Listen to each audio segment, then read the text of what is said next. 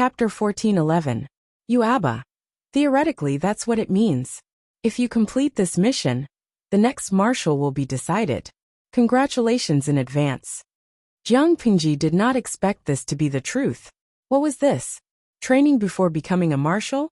Thinking about it carefully, the memory before her transmigration was indeed strange. She could not remember the details of her death. She only remembered an explosion, and then she lost consciousness. Jiang Pingji smiled bitterly. Don't we still have the old chief who can fight? You Abba. I've already retired and found a new job.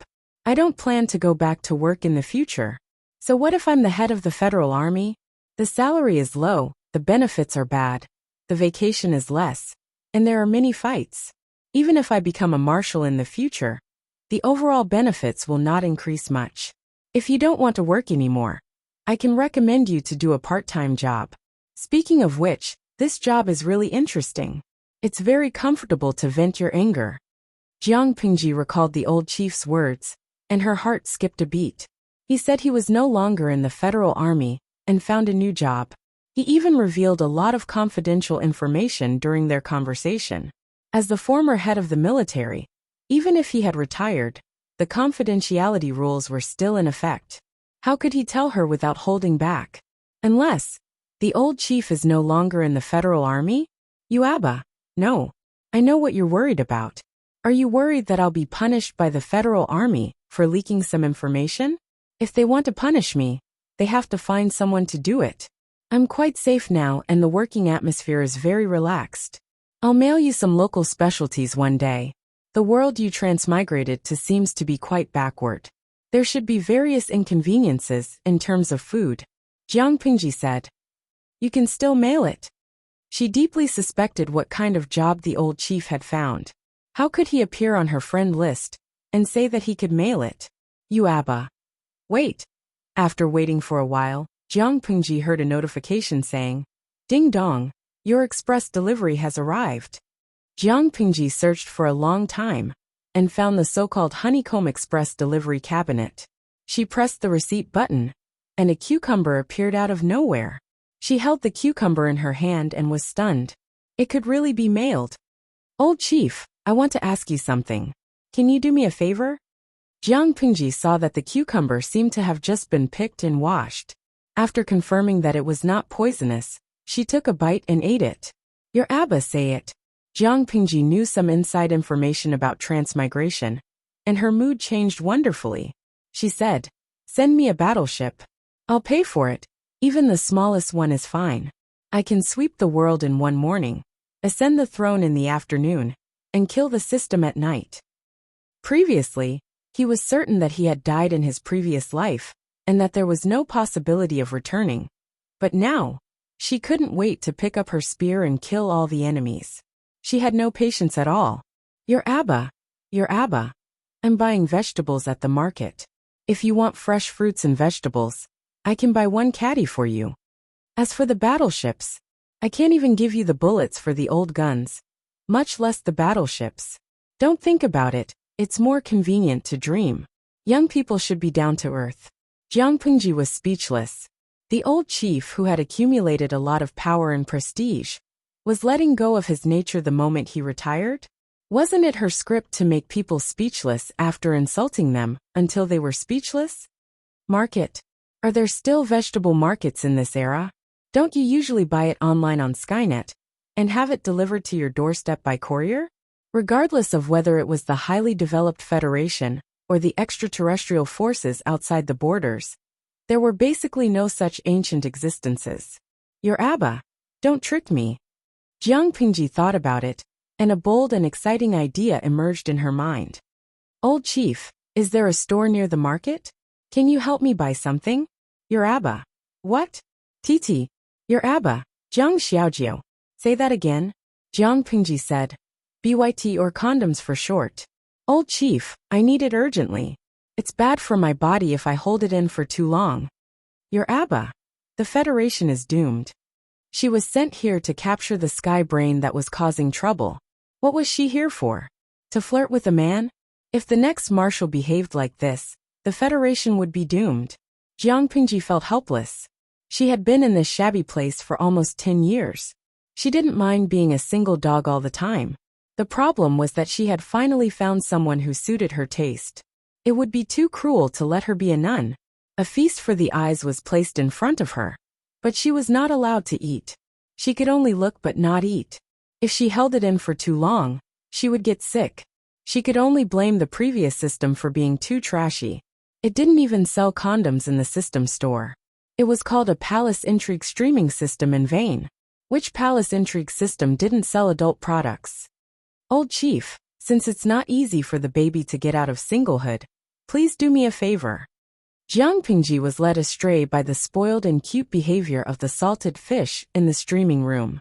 She almost disgusted the old chief who knew her inside out. Your Abba. Come on, a baby? A giant baby? How old is the guy? Jiang Pingji said. After his birthday this year, Zixiao should be 28. Your Abba. He's not even 30. He's still underage. Are you a beast? Jiang Pingji covered her chest and suppressed the urge to use force with great difficulty. Underscore smiley face. Angle.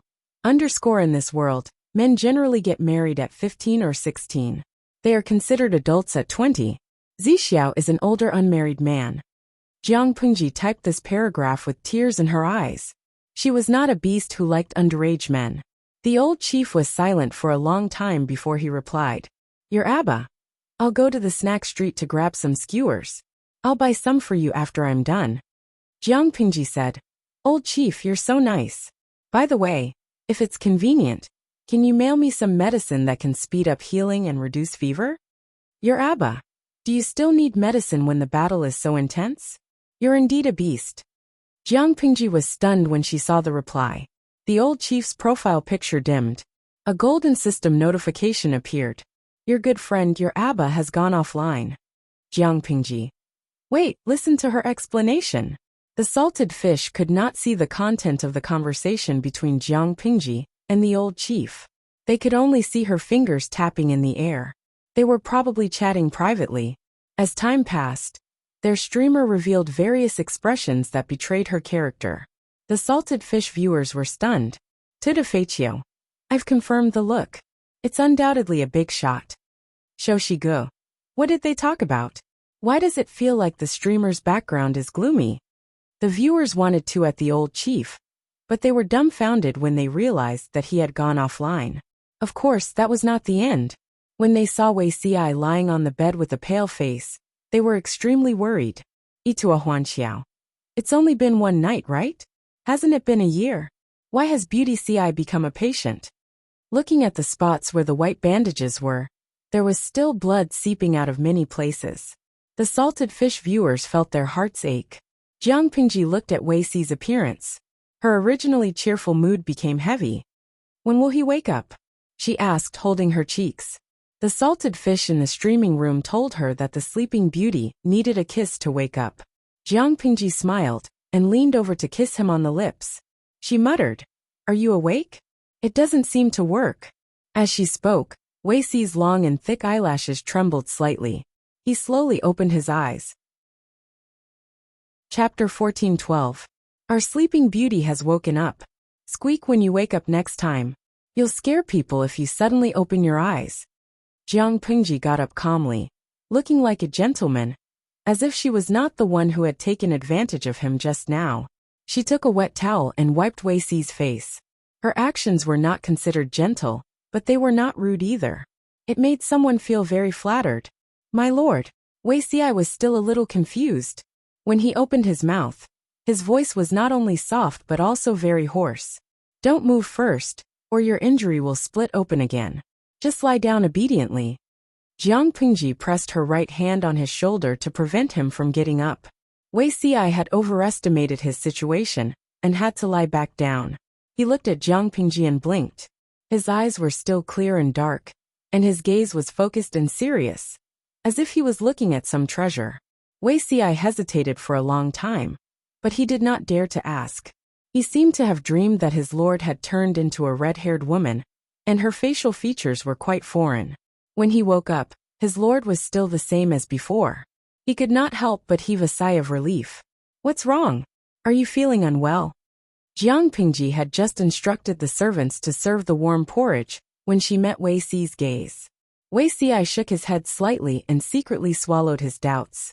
Jiang Pingji said, "What happened last night will not happen again."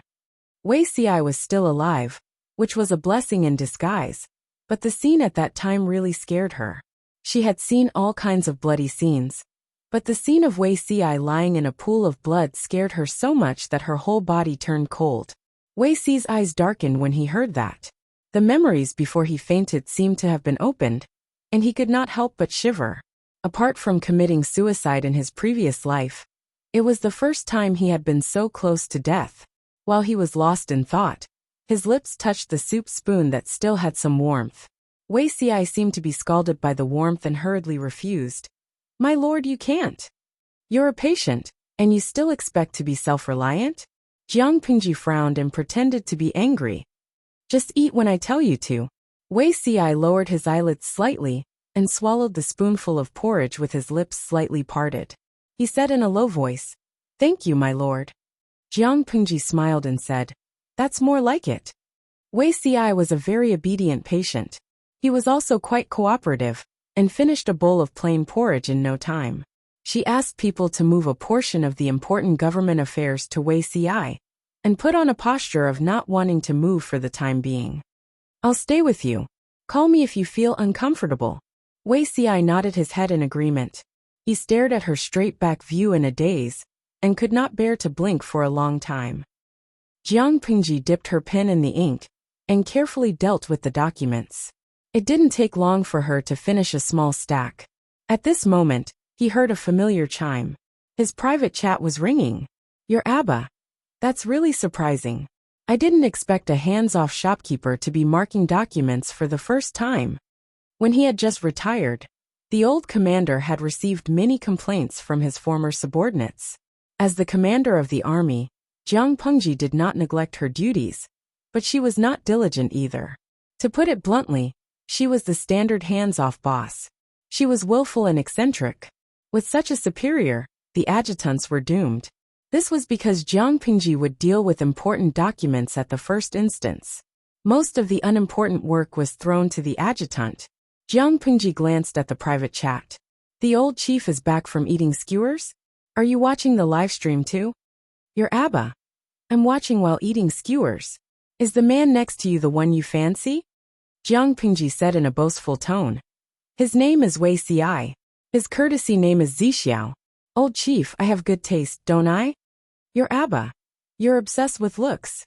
It was no secret that Jiang Pingji was obsessed with looks in the 7th Corps. The old chief naturally knew that. "Do I look like such a shallow person?" It was love at first sight. "Zixiao's inner beauty is more attractive to me." "Your Abba. Love at first sight? Wasn't it because of his looks?" Jiang Pingji. She did not know what the old chief had gone through in the past few years. His skills in dissing people were getting better and better. He was not like this in the past. "Your Abba." "Oh yes, I was busy eating skewers just now. I haven't asked you what model you want. Do you know his size?" Jiang Pingji turned her head to look at Wei Si, and happened to meet his gaze. He was caught red-handed, so he simply closed his eyes and pretended to sleep. "I don't know. I haven't seen it. If I asked him directly, he would probably die of embarrassment. Why don't you give me a box of all sizes and models?" "Your Abba. You're such a beast." Jiang Pingji was stunned. What was wrong with her? After a while, Jiang Pingji came back to her senses. She said awkwardly, "He's a patient now. I won't kill him just because he's sick. Old chief, can you have some faith in my moral integrity? Do I look like the kind of person who has no moral integrity?" If she really wanted to do something disharmonious, she would definitely have to wait for Zixiao to recover. Jiang Pingji said that she wanted a box of all sizes and models. After a few minutes, the system prompted, "Your delivery has arrived." She found the honeycomb delivery storage cabinet with familiarity, and glanced at the items stored inside. She could not help but give her old chief a thumbs up. Hundreds of boxes of different brands, sizes, types, and flavors were neatly placed in the storage cabinet. "TT. There's such a wide variety. Old chief, are you sure you went to a convenience store?" It was obvious that he was emptying the adult store. Your Abba. Just use it. Why do you have so much nonsense? Remember to pay the bill. Jiang Pingji coughed dryly and touched the money pouch on her waist. She did not check how many pieces of gold and silver were in it. She happily sent the money to him. She had troubled the old chief to specially make a trip to the adult store to buy for her. It would be inexcusable if she did not give him some compensation. Fortunately, they were in different dimensions. If they were face to face, Jiang Pingji was really afraid that he would ask her to warm up without hesitation. If it was her previous body, she would naturally not be afraid. She would have a 50% chance of warming up. Luxi's body. The only thing left to do was to be tortured. If it's all used up, I'll have to trouble you to replenish it. It was not enough to buy for her once. She also had to be responsible for replenishing it. She really wanted to beat Jiang Pingji to death. Your Abba. My work here has come to an end. I'll be leaving soon. Remember to replenish it as soon as possible. Jiang Pingji did not ask what her job was. She replied honestly, oh. After a while, the system continuously prompted, your delivery has arrived. Your friend, your Abba, had gone offline. Jiang Pingji took a look. There were many drugs in the storage cabinet. They were not quick-acting drugs or injections that she was familiar with. They were all old-fashioned drugs that had been eliminated for thousands of years. It seems that the old chief's new job is indeed very interesting. She muttered. There was a rustling sound from Wei Xi's side. What's the matter, Zixiao? Wei Xi coughed awkwardly and asked, can my lord call the housekeeper over? Xi, there are some things. Chapter 14:13. Jiang Pingji understood instantly that the lack of actual combat experience did not hinder the growth of an experienced driver. Considering Wei Xi's thin-skinned face, she could only bear with the pain and give up on flirting with him, lest she scared him to death. Jiang Pingji pretended not to understand and said naturally, okay, I'll call the housekeeper over now. Wei Xi nodded with a red face, but he secretly heaved a sigh of relief. If the Lord wanted to get to the bottom of it, he would not know how to deal with it. Jiang Pingji sat in the courtyard and waited for a while. 3 golden system prompts popped up in a row. Your good friend, your father, is online. Your express delivery has arrived. Your good friend, your father, is offline. Jiang Pingji was speechless. The old chief came online, just to send her an express delivery? Jiang Pingji could not help but feel warmth in her heart. It felt good to have an acquaintance who cared about her in a foreign land. She glanced at the things in the storage cabinet with a smile. She carelessly lost control of her expression, and her smile was shattered. Look at what her dear old chief had sent her. Shameful names after shameful ones. But not one of them failed to explain their purpose in plain language. Zixiao is in good health. He doesn't need to take these pills.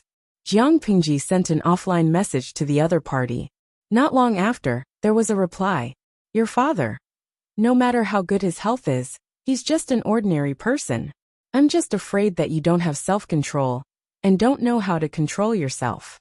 Do you understand? Jiang Pingji was speechless. She was really not as beastly as the old chief thought. Jiang Pingji felt wronged. Her cold and aloof persona of many years had completely collapsed in front of the old chief. Wei Xi solved his personal problems with the help of the old housekeeper. He had to make his bed, burn incense, and open the windows to disperse the smell. When Jiang Pingji came in, he had already returned to normal. My lord, you don't look happy. Did you encounter a difficult problem? Wei Xi saw that Jiang Pingji's expression was somewhat gloomy, and he became worried again. Jiang Pingji rolled up her sleeves and said with grievance, Zixiao, although I'm not a gentleman, I won't wallow in the mire with a beast. Now someone is certain that I'm a beast, and won't listen to me no matter how I explain. It's so infuriating, so I've decided. Wei Xi said, decided what? Bring out the facts and reason with us? Jiang Pingji narrowed her eyes and said coldly, you might as well live up to your name as a beast. Otherwise I will feel wronged. Wei Xi said, my lord, as long as you're happy. His lord's train of thought had always been different from ordinary people's. Jiang Pingji sighed faintly. Wei Xi was baffled. The news of Wei Xi waking up spread quickly. Before dinner, several people came to the residence to visit. They all said that Wei Si was blessed and had a good life. Looking at you last night, I thought you were going to be seduced by the king of hell. Fortunately, you survived. It's time for joy to come out of the depths of misfortune. Feng Zhen sighed. You live alone in the manor, and don't have any relatives to take care of you. If there's anything you want to eat, just send someone to the manor to let us know. Wei Si was grateful for Feng Zhen's kindness. Feng Longzi usually did not behave properly, but he could be relied on during critical moments. Feng Zhen continued. It's a good thing that you're all right. Otherwise, TSK, you didn't see what the Lord looked like. Just thinking about it makes me shudder. About the matter between Master and you, after what happened last night, people who didn't know at first probably noticed. Wei Si asked, what's the public opinion like? It was one thing to criticize him, but Wei Si would not do it if the Lord was implicated. There are some signs of the matter between Master and you, but they didn't see it with their own eyes. At most, they have some suspicions. Without evidence, what would they dare to say? Feng Zhen said. Taking a step back, even if they have the intention to stir up trouble, they have to see if their own necks are strong enough. The matter of you being assassinated and left at the entrance of the alley has not been resolved, and the murderer has not been found. If they dare to cause trouble, will the Lord spare them? No one could figure out that Wei Si's body was being manipulated. They thought that some force had assassinated Wei Si to provoke Jiang Pingji. As long as the murderer was not caught, Jiang Pingji would be a barrel of gunpowder that would explode at the slightest provocation. Who would dare to commit a crime under such circumstances? Wei Si did not say how he got the injuries on his body. He couldn't possibly say that he stabbed himself, could he? He could only keep his mouth shut and let others speculate and doubt him.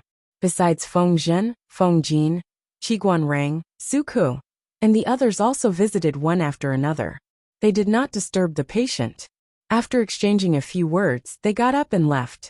It was impossible for Jiang Pingji to watch over Wei Si at all times. When his injuries were slightly better, she had to go elsewhere to busy herself. Before she left, Jiang Pingji smiled and said, when Zixiao's injuries are better, I have a gift for you. Wei Si, who did not understand, thought it was a precious gift and immediately declined it. He only agreed after Jiang Pingji persuaded him in every possible way. In the blink of an eye, it was another autumn harvest. Jiang Pingji, the hands-off shopkeeper, had a lot of things to do. This year's harvest is much lower than last year's. What's going on? Jiang Pingji entrusted Wei Si to someone she could trust and temporarily left Xiangyang district. She went to the other districts where the experiment was carried out to check on this year's autumn harvest. She thought that this year would be a bumper harvest with favorable weather. Unexpectedly, the grain harvested per mu was lower than last year's average. The first thing she thought of was corruption. She could not help but frown, scaring the low-ranking official who made the report. She briefly checked the accounts. They were meticulously done, and there was nothing wrong with them. The fertility of the farmland is insufficient. After several years of continuous farming, the decline in the harvest is also. The other party's voice became softer as he spoke. Jiang Pingji frowned slightly. She roughly understood what the other party meant. In ancient times, they relied on the most primitive manual labor. Even if the farming tools were updated later on, the productivity was still low. Apart from that, the other problem was the fertility of the farmland. Naturally, more grain was grown in fertile farmland than in barren wastelands.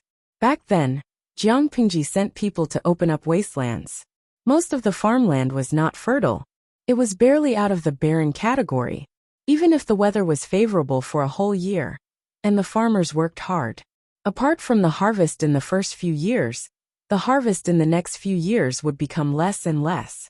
She rubbed her brows and said, is there no way to improve the fertility of the farmland? There is, but the effect is insufficient. The best way is to farm for a few years and recuperate for a year. Let the farmland recover on its own, Jiang Pingji said. That won't do.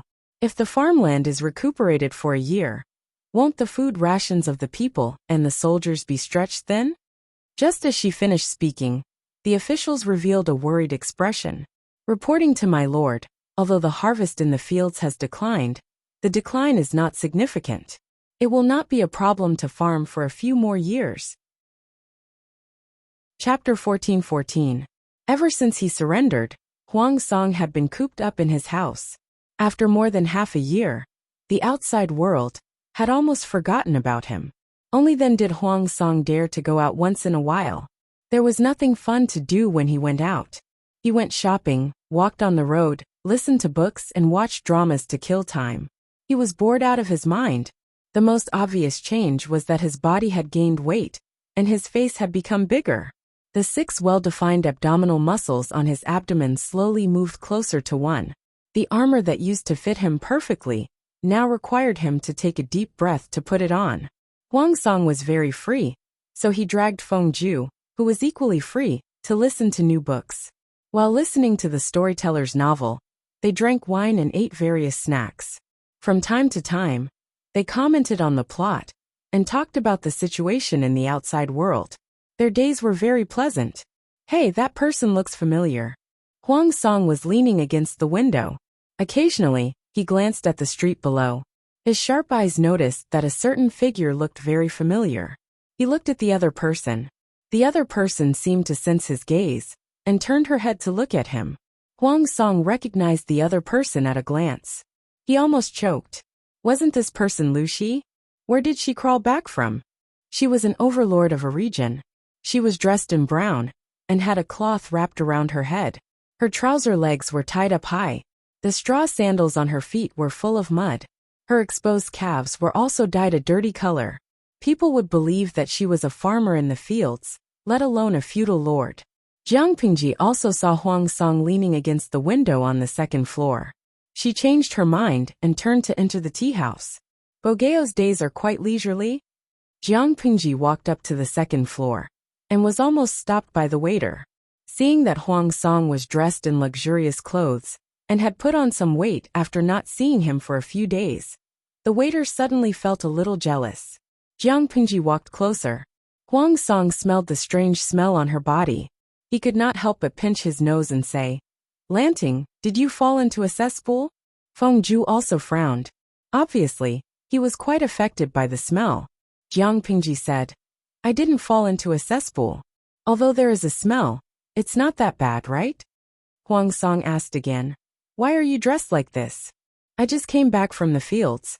The bunch of useless people said that I was an experienced farmer. So I went deep into the mountains to meet him and asked him everything. The so-called experienced farmer was just a routine operation. It wasted my whole day." Jiang Pingji was so angry that she wanted to put her hands on her hips.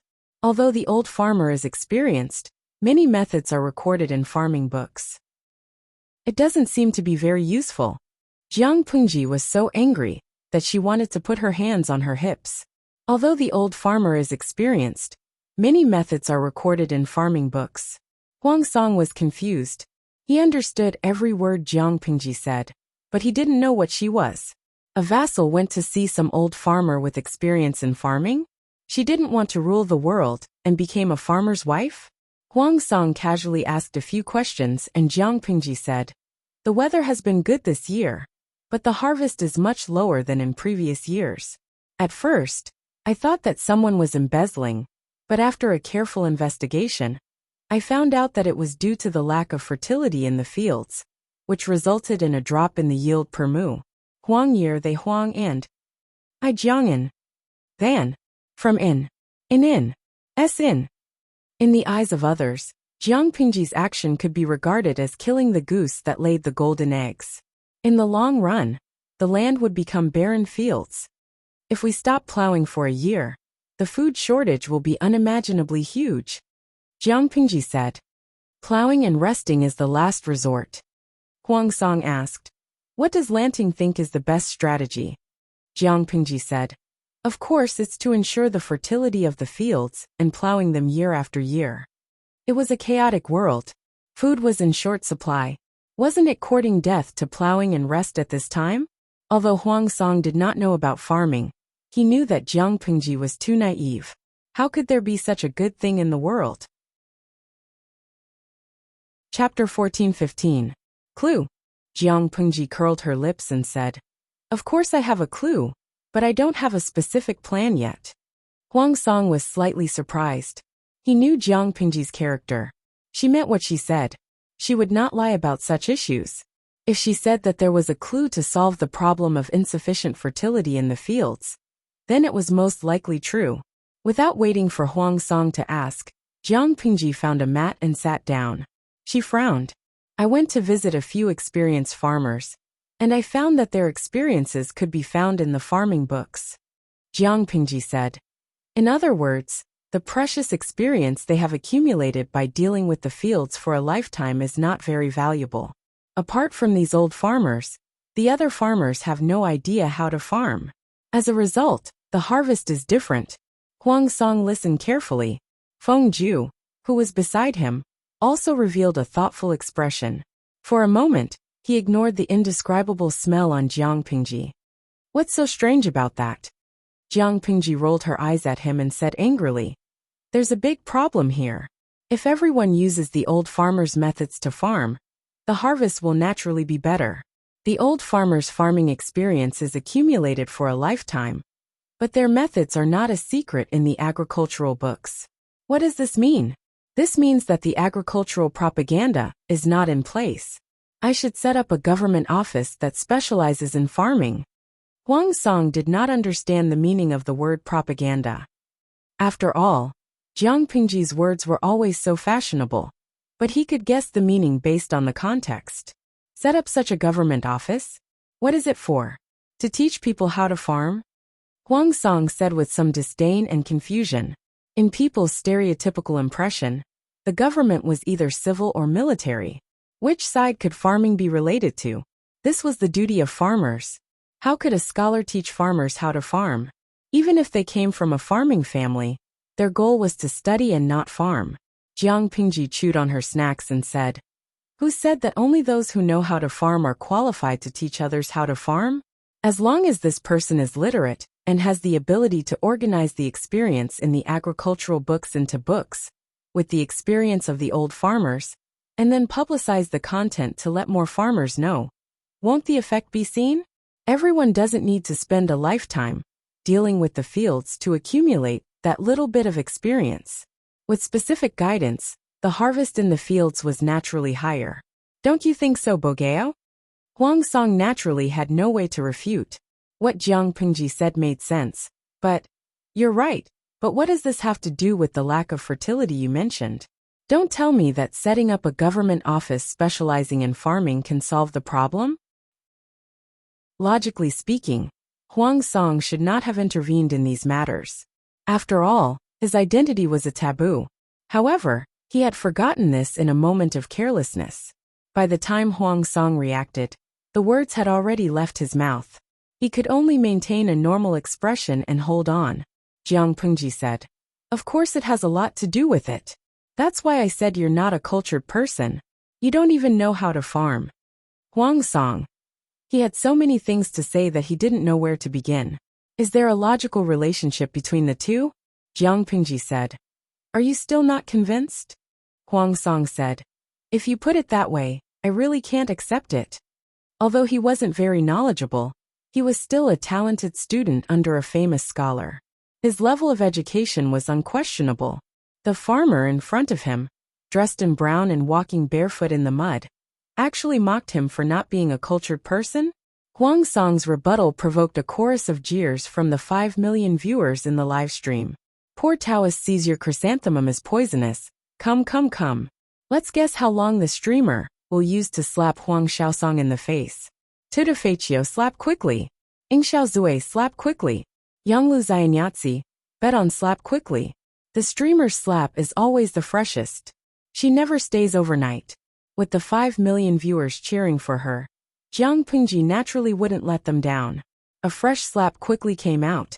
Jiang Pingji said, you say that you're a cultured person. Then do you know that there's a saying in the book of poetry that goes, damp wilt, millet wilt. Huang Song thought about it and nodded. Of course I know. Doesn't this mean that rotten weeds can fertilize the fields? Jiang Pingji curled her lips and continued. Sun Zi also said, covering the earth's surface, pulling weeds to grow grain, and fertilizing the fields with manure is a matter for farmers and commoners. Doesn't this mean that human and animal manure can enrich the fertility of the land? The book of Xisheng also talked about related content. It talked about the wonders of manure and stable manure.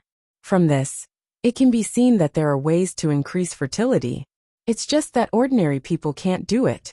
You say that you're a cultured person. Don't you even know these things? Huang Song was speechless, but he didn't know how to refute. It was true that he was a cultured person, but which cultured person would pay special attention to these things? Huang Song was speechless after being slapped in the face by Jiang Pingji, but Feng Ju, who was beside him, was almost disgusted. Jiang Pingji saw Feng Ju's speechless expression and couldn't help but sneer. Feng Ju, do you dislike feces? If we don't use feces to increase fertility, the farmland will be squeezed dry sooner or later. Without these methods, how can the output of the farmland supply the millions of mouths in the world? Feng Ju's eyelids drooped slightly. He didn't want to argue with Jiang Pingji.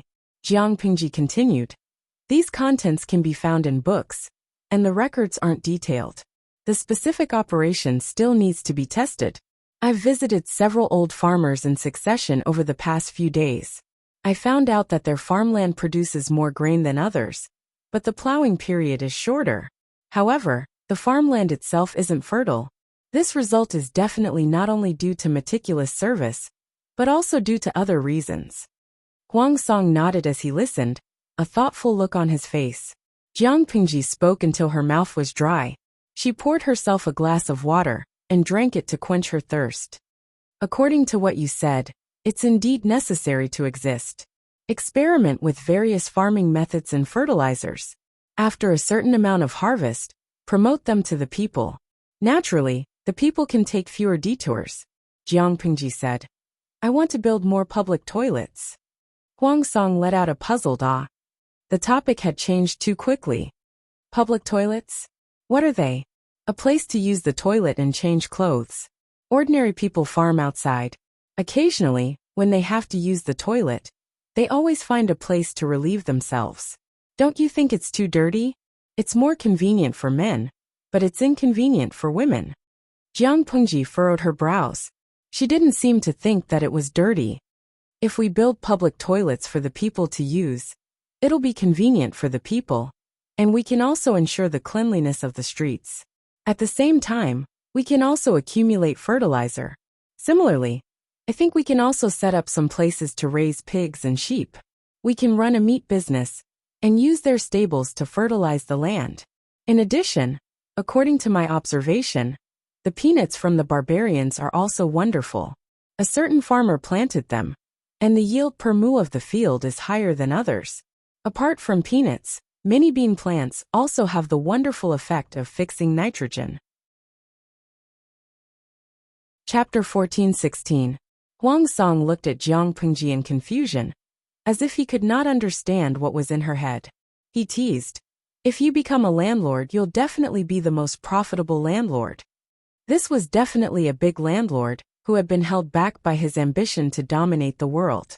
Even though Huang Song felt that Jiang Pingji's plan was somewhat naive and reasonable, her way of thinking was worth advocating.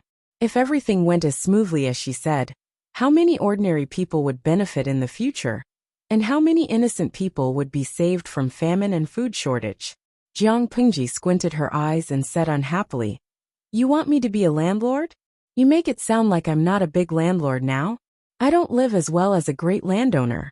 They're just a bunch of good-for-nothings who don't even know how to farm. What's the use of keeping them? When the feudal vassals achieved something, which one of them didn't get drunk and sleep on the knees of beauties, and hold the power of the world when they woke up? Wasn't it all for the sake of enjoying the beauty and power at the peak of one's life? What about her? Jiang Pingji felt that her life was one of toil. She had status and power, but no happiness. Jiang Pingji's anger soared. Huang Song was speechless. Farming, this was really too much. After all, most scholars did not even touch this thing. Feng Ju frowned slightly and said, Duke of Lanting's words are too biased and harsh. As the saying goes, every profession has its own specialization. The people under Duke of Lanting's banner each have their own specialties. Farming is not their forte, so it's understandable that they can't do it. You should look for a farmer. Jiang Pingji shook her head and said, Feng Sanling is wrong. Most of the people I sent to manage the farming have relevant experience and knowledge. It wasn't that they didn't have enough knowledge, but that they stuck to conventions and didn't know how to be flexible. Even I know how to consult farming books to find information related to farming and visit experienced farmers to practice the contents of farming books. Why don't they know how to do this? To put it simply, those who managed the mulberry fields did not put their heart and soul into it. Instead, they focused on the management of the farmers and the harvest. Jiang Pingji did not lack people who could manage with their mouths open. She needed people who were truly focused on the fields. Jiang Pingji said coldly, since they don't have the ability to do so, they shouldn't have occupied the seat and not spilled the beans. Feng Ju did not continue to refute.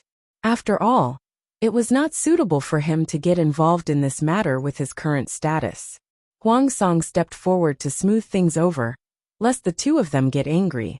Jiang Pingji drank 2 cups of tea from them, and only left after she had calmed down a little. After Jiang Pingji left, Feng Ju said, This Duke of Lanting is interesting. He doesn't look like someone from a noble family at all. Huang Song raised his eyebrows. Is that a compliment, Huaijie? Feng Ju said, I don't think it's a compliment. I can only say that with a person like the Duke of Lanting, the common people will have a much better life. Huang Song said again, I remember. Huaijie seems to have a classmate from a farmer's family? Feng Ju asked him. There's such a classmate, but Bogeo hopes that Ju can introduce him to you? Huang Song said, It's not bad if we can form a good relationship with him. Feng Ju said, Now that I think about it, I haven't contacted him for many years. I don't even know where he is now. The farmer's family had Shinnong as their ancestor.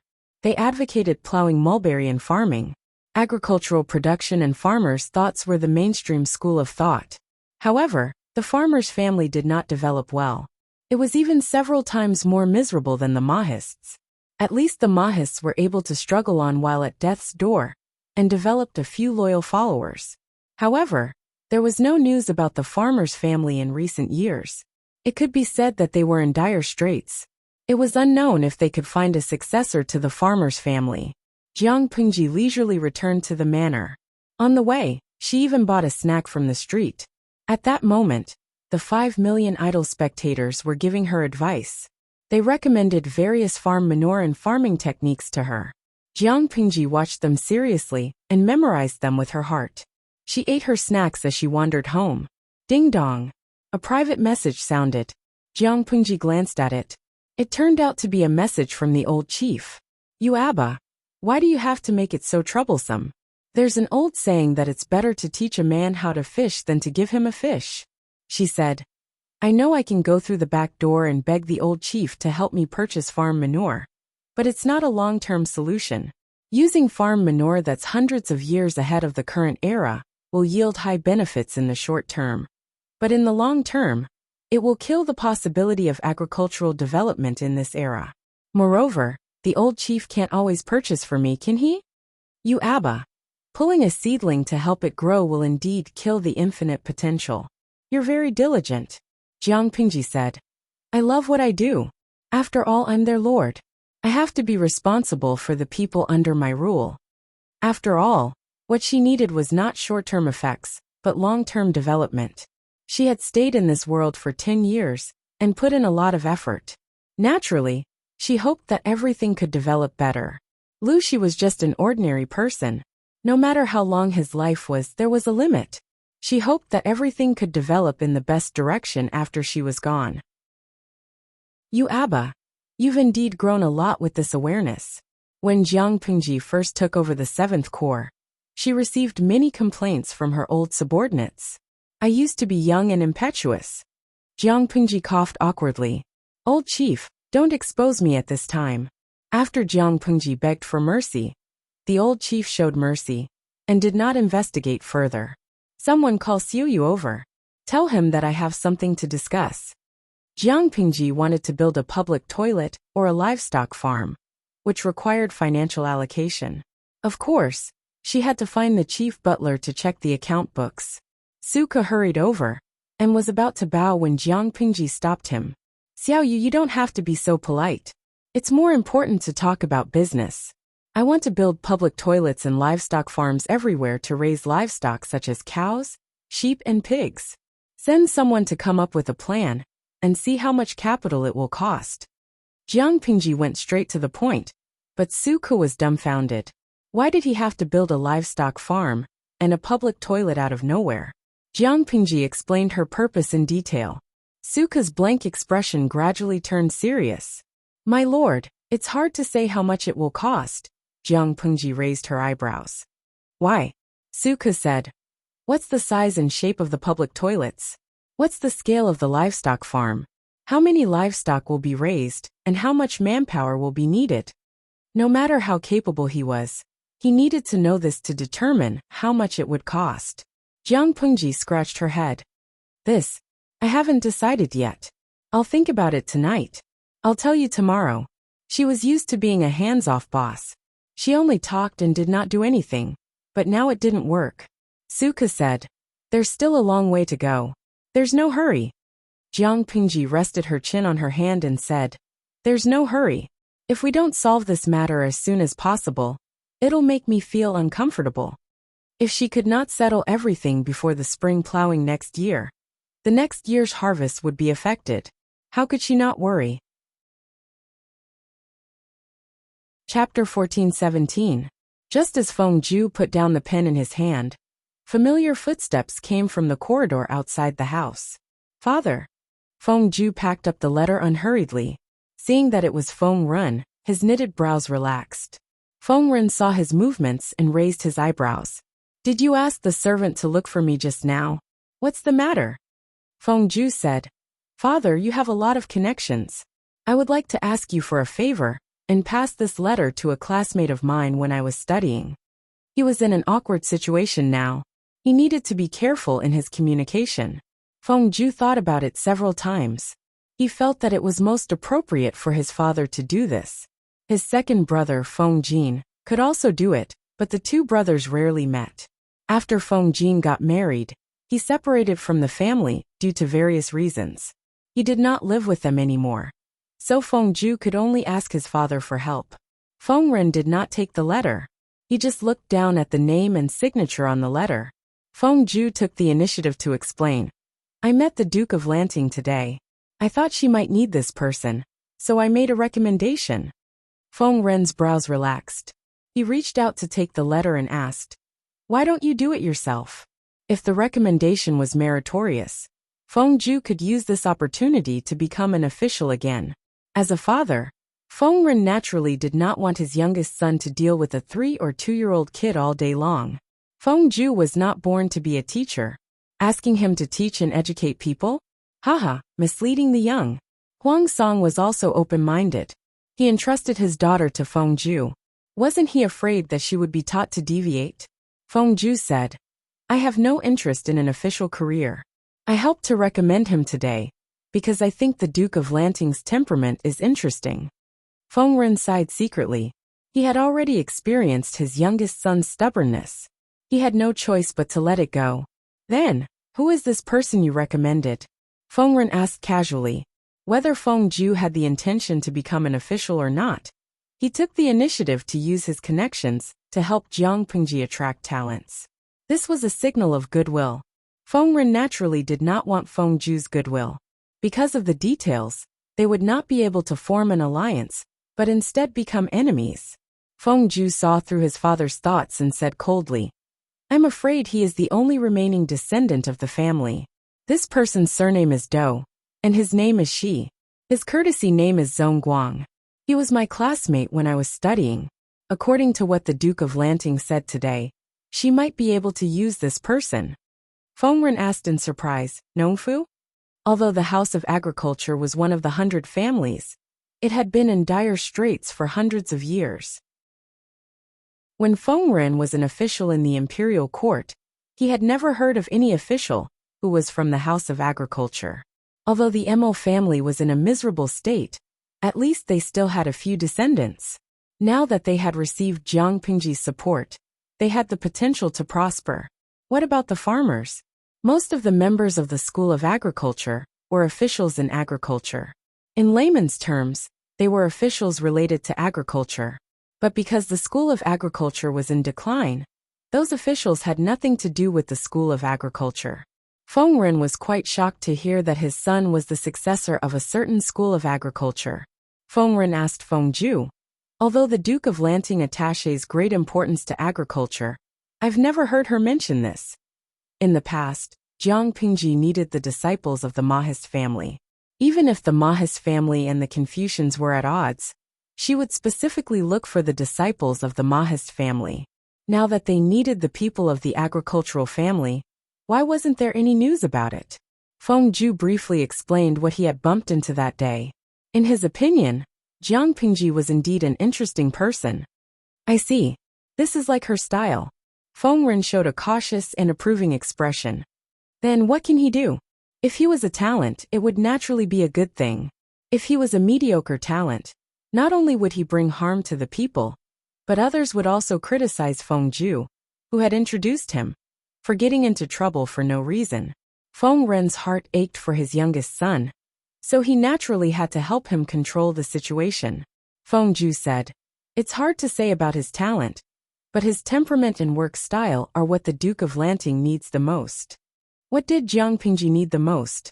She needed a talent who was down-to-earth, hard-working, obsessed with agriculture, and willing to compile agricultural books to benefit the people. Even if this person was not from the School of Agriculture, as long as he met these conditions, he would most likely be appointed by Jiang Pingji. He did not need a lot of professional knowledge, but he must have professional self-restraint. After thinking about it, the candidate recommended by Feng Ju just happened to meet her standards. That's good. Feng Ren nodded and said, as long as this person hasn't moved to another place, I will find a way to send the letter to that person. To avoid wasting time, it's best to inform the Duke of Lanting about this. As long as this person is under the rule of the Duke of Lanting, he will definitely be found. Although Feng Ju and that person were classmates, they did not have much contact. He only vaguely remembered where the person was from, but he did not even know his home address. Feng Ju said, I heard that this person's ancestor served as an agricultural official for several terms during the Xia dynasty. If we follow this clue, we should be able to find him. At the same time, Jiang Pingji also thought of the School of Agriculture after being reminded by the audience in the streaming room. Since she pinned her hopes on the development of science and technology on the Mo family, the School of Agriculture would naturally be indispensable in the development of agriculture. Jiang Pingji searched for information on the School of Agriculture overnight. After reading it, she had a hunch that it would be difficult to find people from the School of Agriculture. The School of Agriculture was roughly divided into two categories. The first category advocated sowing hundreds of grains and advised people to plow mulberry so that they could have enough food and clothing. The second category was related to their political ideology. For example, the ruler and his ministers plowed and ate together. In layman's terms, the ruler should plow and cook together with the people. From a modern point of view, this was promoting equal labor for everyone. There seemed to be nothing wrong with it. But would the feudal rulers in ancient times care about this? Seeing this, Jiang Pingji knew why the School of Agriculture was worse off than the Mo family. This political ideology was like stepping on a landmine. In this aspect, the Confucian school was more favored by the rulers. It was no wonder that it was later revered as the head of the 100 schools of thought. Speaking of which, can I find a decent successor for the School of Agriculture? Jiang Pingji was not confident about this. Kojiao Qifan. What are you afraid of? Streamer, you have to believe that you are the chosen one. The talents you need will automatically come to you. Wuxing Dianji. You might even be able to cultivate an ancient version of the father of paddy. Kenbi Zhongji. Even salted fish have dreams. As the chief instructor of 5 million salted fish, the streamer must be the most salted one. Some salted fish are not serious, but some salted fish are very serious. Kumiko Lemon. Actually, I've always had a doubt. Didn't the School of Mo and the Confucian school not get along? Why can Zhang Ping, Xiao Guang, and the others receive high salaries and treatment in the Confucian school.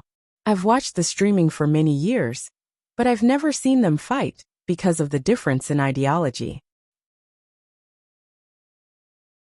Chapter 14:18.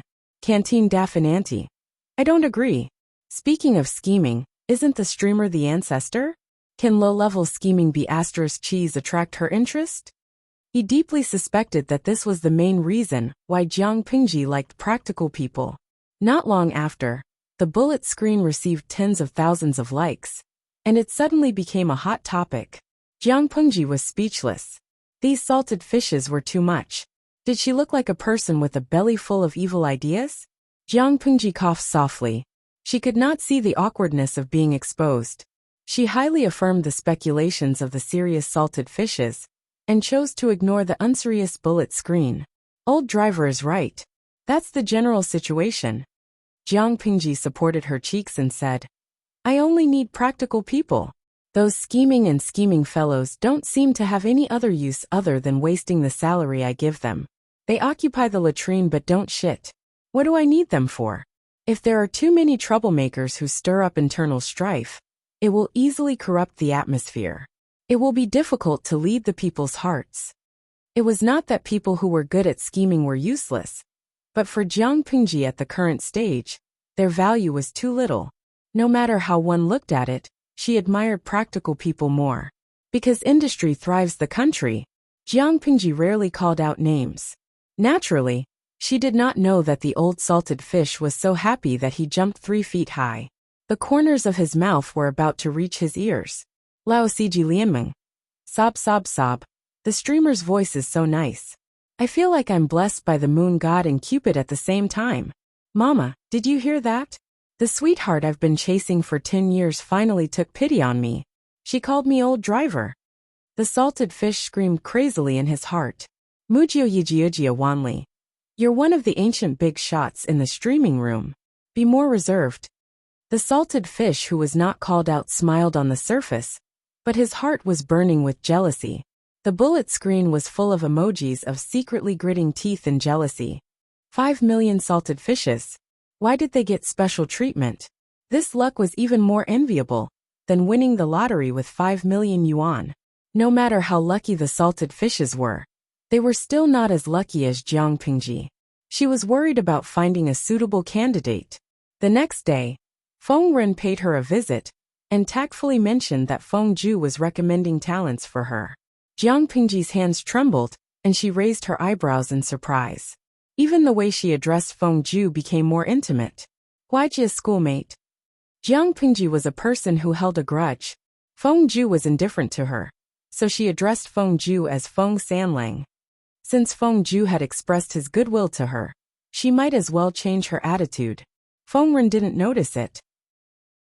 He said with a smile, My son admires that person very much. He should be good. Jiang Pingji asked, Where is he?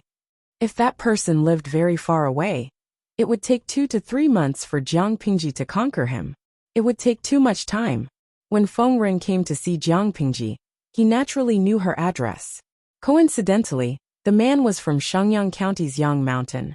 His ancestor had been an agricultural official several times, so following this trail was easy to find. So you're saying that he's from the same hometown as you? If he is truly talented, I would like to recruit him to work for me. Jiang Pingji finished speaking with a smile, but soon after, she revealed a somewhat awkward expression. She said, There's something that you don't know. The promotion of talents this time was related to the livelihood of the people, so the candidates had to be very careful. I'd like to go and take a look myself, but I'm busy with worldly affairs and can't get away. Go there personally? Feng Ren was shocked and secretly speechless. It was just a farmer's talent. She could just send an official document to recruit him. Why did she need a feudal lord to go there personally? For this talent to go there personally, it showed that her next move was extremely important. At least it could cause a great change in the power structure. In the blink of an eye, several thoughts flashed through Feng Ren's mind. Jiang Pingji acted as if she didn't see it. She continued, Speaking of which, the construction of the branch of the Jinlin Academy in Shenyang County is about to start. Feng Ren instantly understood.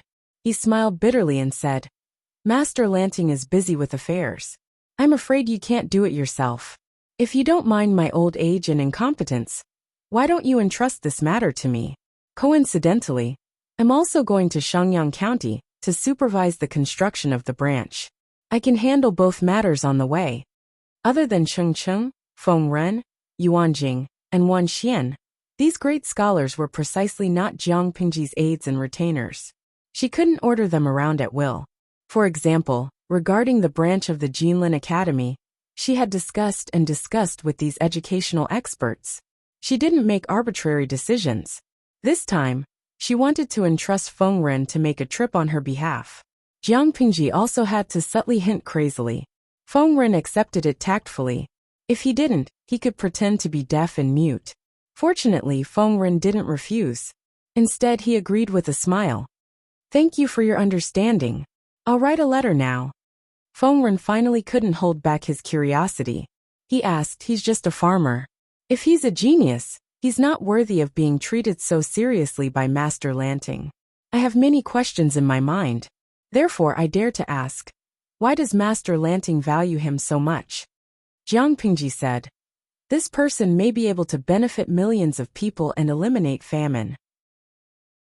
Not to mention writing a letter. It's not too much to go there personally. Fengren's heart was pounding. He was a little stunned. Could the person recommended by his unreliable youngest son really carry Jiang Pingji's high hopes? Talents couldn't be recommended blindly. If the recommended person didn't have any real ability, it would ruin the reputation of the guarantor. He deliberated and said, if that's the case, I'll make a trip on behalf of Master Lanting. If that person is really talented, I'll definitely bring him back. Fengren was also a sly old fox. He didn't say too much. Instead, he left a way out. If the person was talented, he'd bring him back. If not, he'd stop. Anyway, he couldn't blame it on him. Jiang Pingji saw through him, but didn't say anything. She smiled but didn't say anything. Not only did she give Fengren the letter for the expedition, but she also gave him the draft of the agricultural book that she'd sorted out a while ago. If that person was well-versed, he'd definitely see the value of those drafts. If he wasn't well-versed, Jiang Pingji wouldn't have wasted her effort. From the beginning to the end, the salted fish in the streaming room was the most surprised. Kazagio Chifan. I'm giving the streamer 666 brainlessly. She's indeed the chosen one. She gets whatever she wants. Yesterday, she was still worried about the farmer. Today, Fengren came to deliver a pillow. What could be more awesome than this? Liren Choshuang. Fengren, you've gained countless fans with this move. Looking at the screen full of 666 comments, Jiang Pingji couldn't help but laugh. She secretly analyzed the hidden intention of Fengren's move. She lowered her head and was lost in thought. Unexpectedly, the direction of the bullet screen in the streaming room changed instantly. When she came back to her senses, countless exclamation marks almost drowned her in the bullet screen. What's happening? Tudafetio. Streamer, look at the streaming room. The streaming room? What's wrong with the streaming room? Jiang Pingji was surprised. She carefully looked for the difference in the streaming room and found that there was an additional announcement. To thank the audience for their support over the years, the streaming room has unlocked the segment Dream of 1,000 Years. Viewers old and new are welcome to participate. What the hell? Chapter 1419. Kwai Xiaoming Xian. A class representative can explain. What is this Dream of 1,000 Years? Blue drawer. It sounds like something I don't understand, but it sounds awesome. Carefree hee. No. It's more like a magical welfare reward. I'm super curious. The salted fish on the red bullet screen was surprised and curious, like a baby. The salted fish on the blue bullet screen was one-sided. Ikwai duo zhangda. Oh my god, have you fallen? Dream of 1,000 Years is out. Young Family's Little Princess. Is Dream of 1,000 Years going to be reopened? TSK. Are those idiots going to pounce on us again? Siju and Bourgeois, let's go. I thought this streamer was a decent streamer. I didn't expect her to hide so much. Scary. The salted fish on the blue bullet screen obviously knew what was going on. The bullet screen was filled with shock, fear, disappointment, scolding, and some even said that Jiang Pingji was a scheming B***TCH. After pretending to be a vassal for so many years, she finally couldn't help but reveal her fox's tail. It was disgusting. Seeing that the content on the blue bullet screen was getting more and more outrageous, many of the salted fish on the red bullet screen could no longer sit still. They all stood up and cheered for Jiang Pingji. They hadn't even figured out what the Dream of 1,000 Years program was. Why did these guys start to hate the person they liked? Kneel and call daddy. Hey, I can't hold my temper anymore. What do you mean? Scolding people has to follow the basic rules. Did our streamer offend you? If you don't want to watch the stream, get out. Don't occupy the latrine and take up our spot. Do you really think salted fish like us are useless? The salted fish on the red bullet screen had always claimed to be Jiang Pingji's loyal fans. After all, they were Jiang Pingji's solid support since the beginning. The salted fish on the blue bullet screen were just a group of guys who joined later. If they weren't separated by a dimension, they would have started fighting. Didlama, bah. Don't blindly protect this streamer. I've finally seen through her.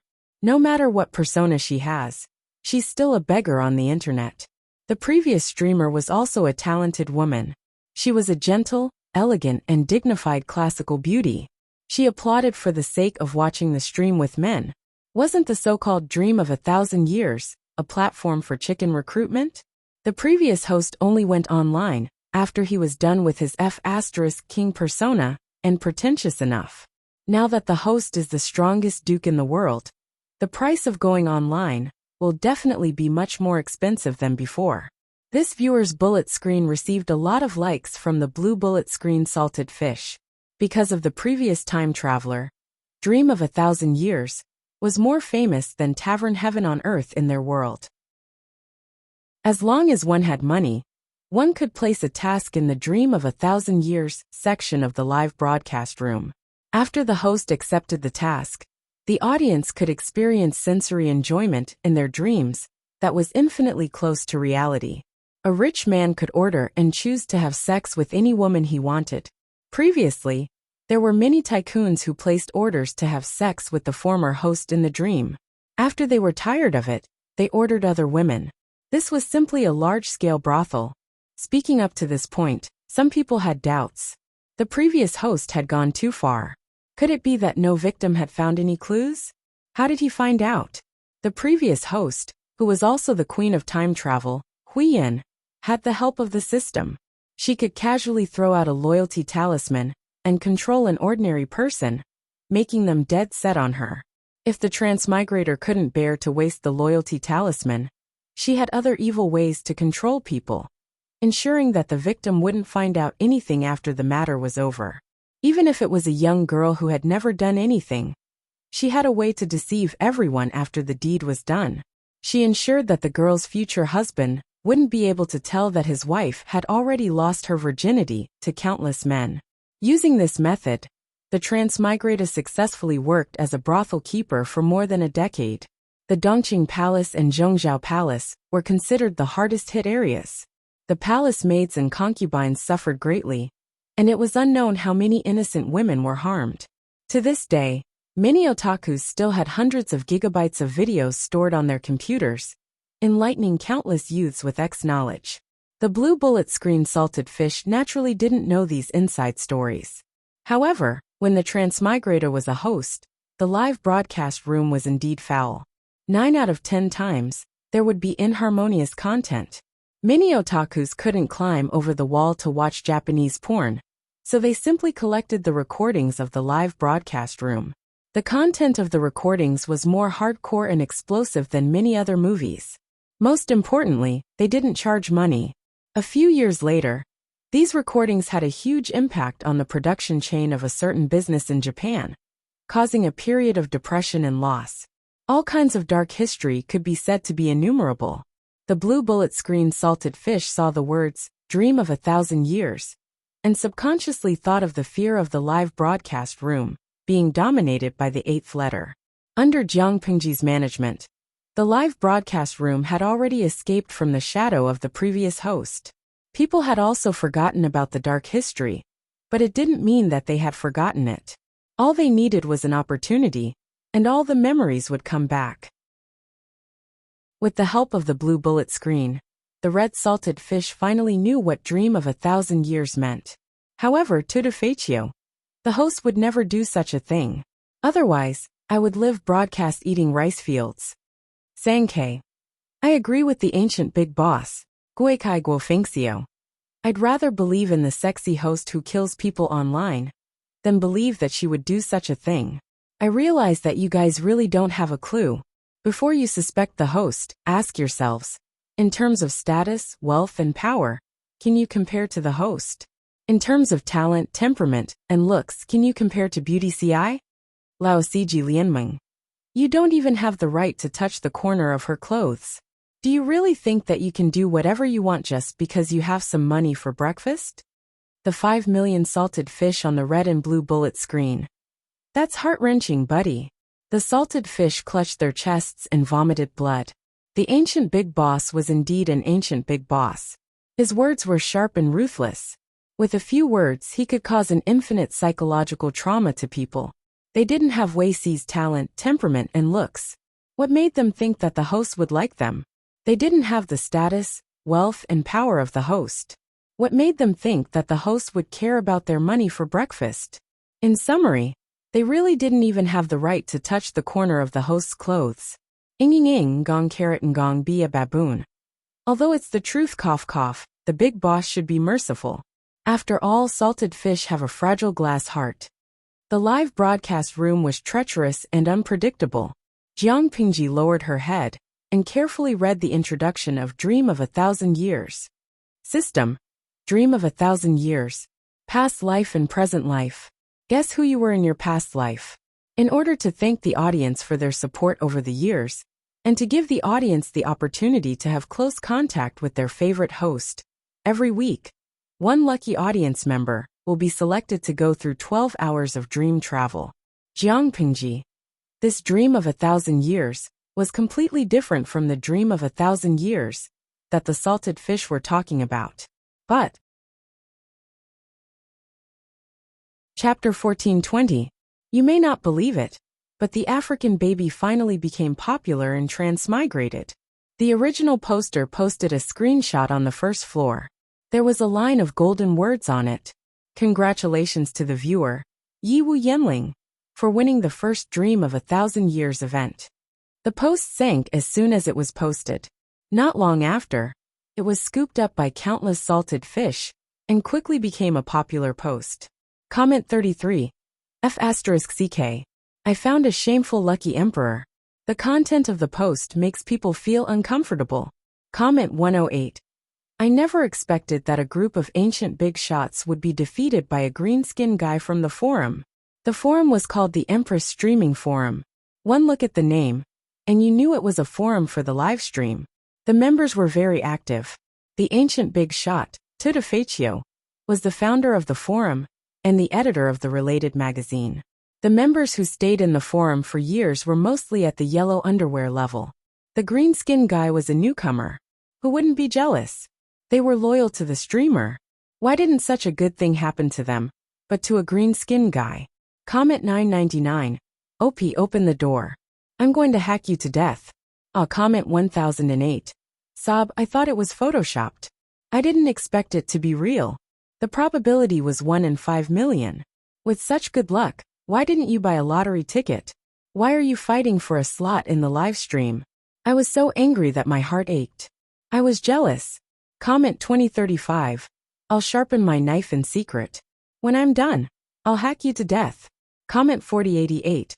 I'm waiting for the OP to transmigrate and fail. Comment 5555. It's our red team who got the first blood. If the next dimension got the slot, wouldn't we vomit? The OP helped me send a message to the streamer. I've washed up, stripped, and waited for her on the bed. Why isn't she here yet? It's already 520. Most people were envious, jealous, and hateful. A small number of people treated the OP like a koi fish and wished they could repost it every day. The OP, everyone is so passionate. I'll cherish the opportunity to touch the streamer's hand. I'll tell you how it feels when I come back. After attracting a wave of hatred, the OP quickly went offline. Not long after, the 5 million salted fish saw a small screen appear in Jiang Pingji's live stream. They clicked on it and saw an unfamiliar live stream. The streaming room was attached to Jiang Pingji's room, so they could watch it on the same screen. Jiang Pingji clicked on it too. Oh my god, I actually transmigrated. In the picture, the woman with a delicate and classic appearance widened her eyes in shock. She raised her hands and turned them over and over. The woman's hair was combed into a woman's bun. She was supposed to be gentle and virtuous, but she made an action that was completely inconsistent with her temperament and appearance. She gently pinched her face and couldn't help but let out a cry of pain and let go. I just fell asleep on my bed, and as soon as I opened my eyes I ran here. I'm shivering. Host, where are you? The woman looked at the screen of the live stream with tears in her eyes, and could not help but cry for help.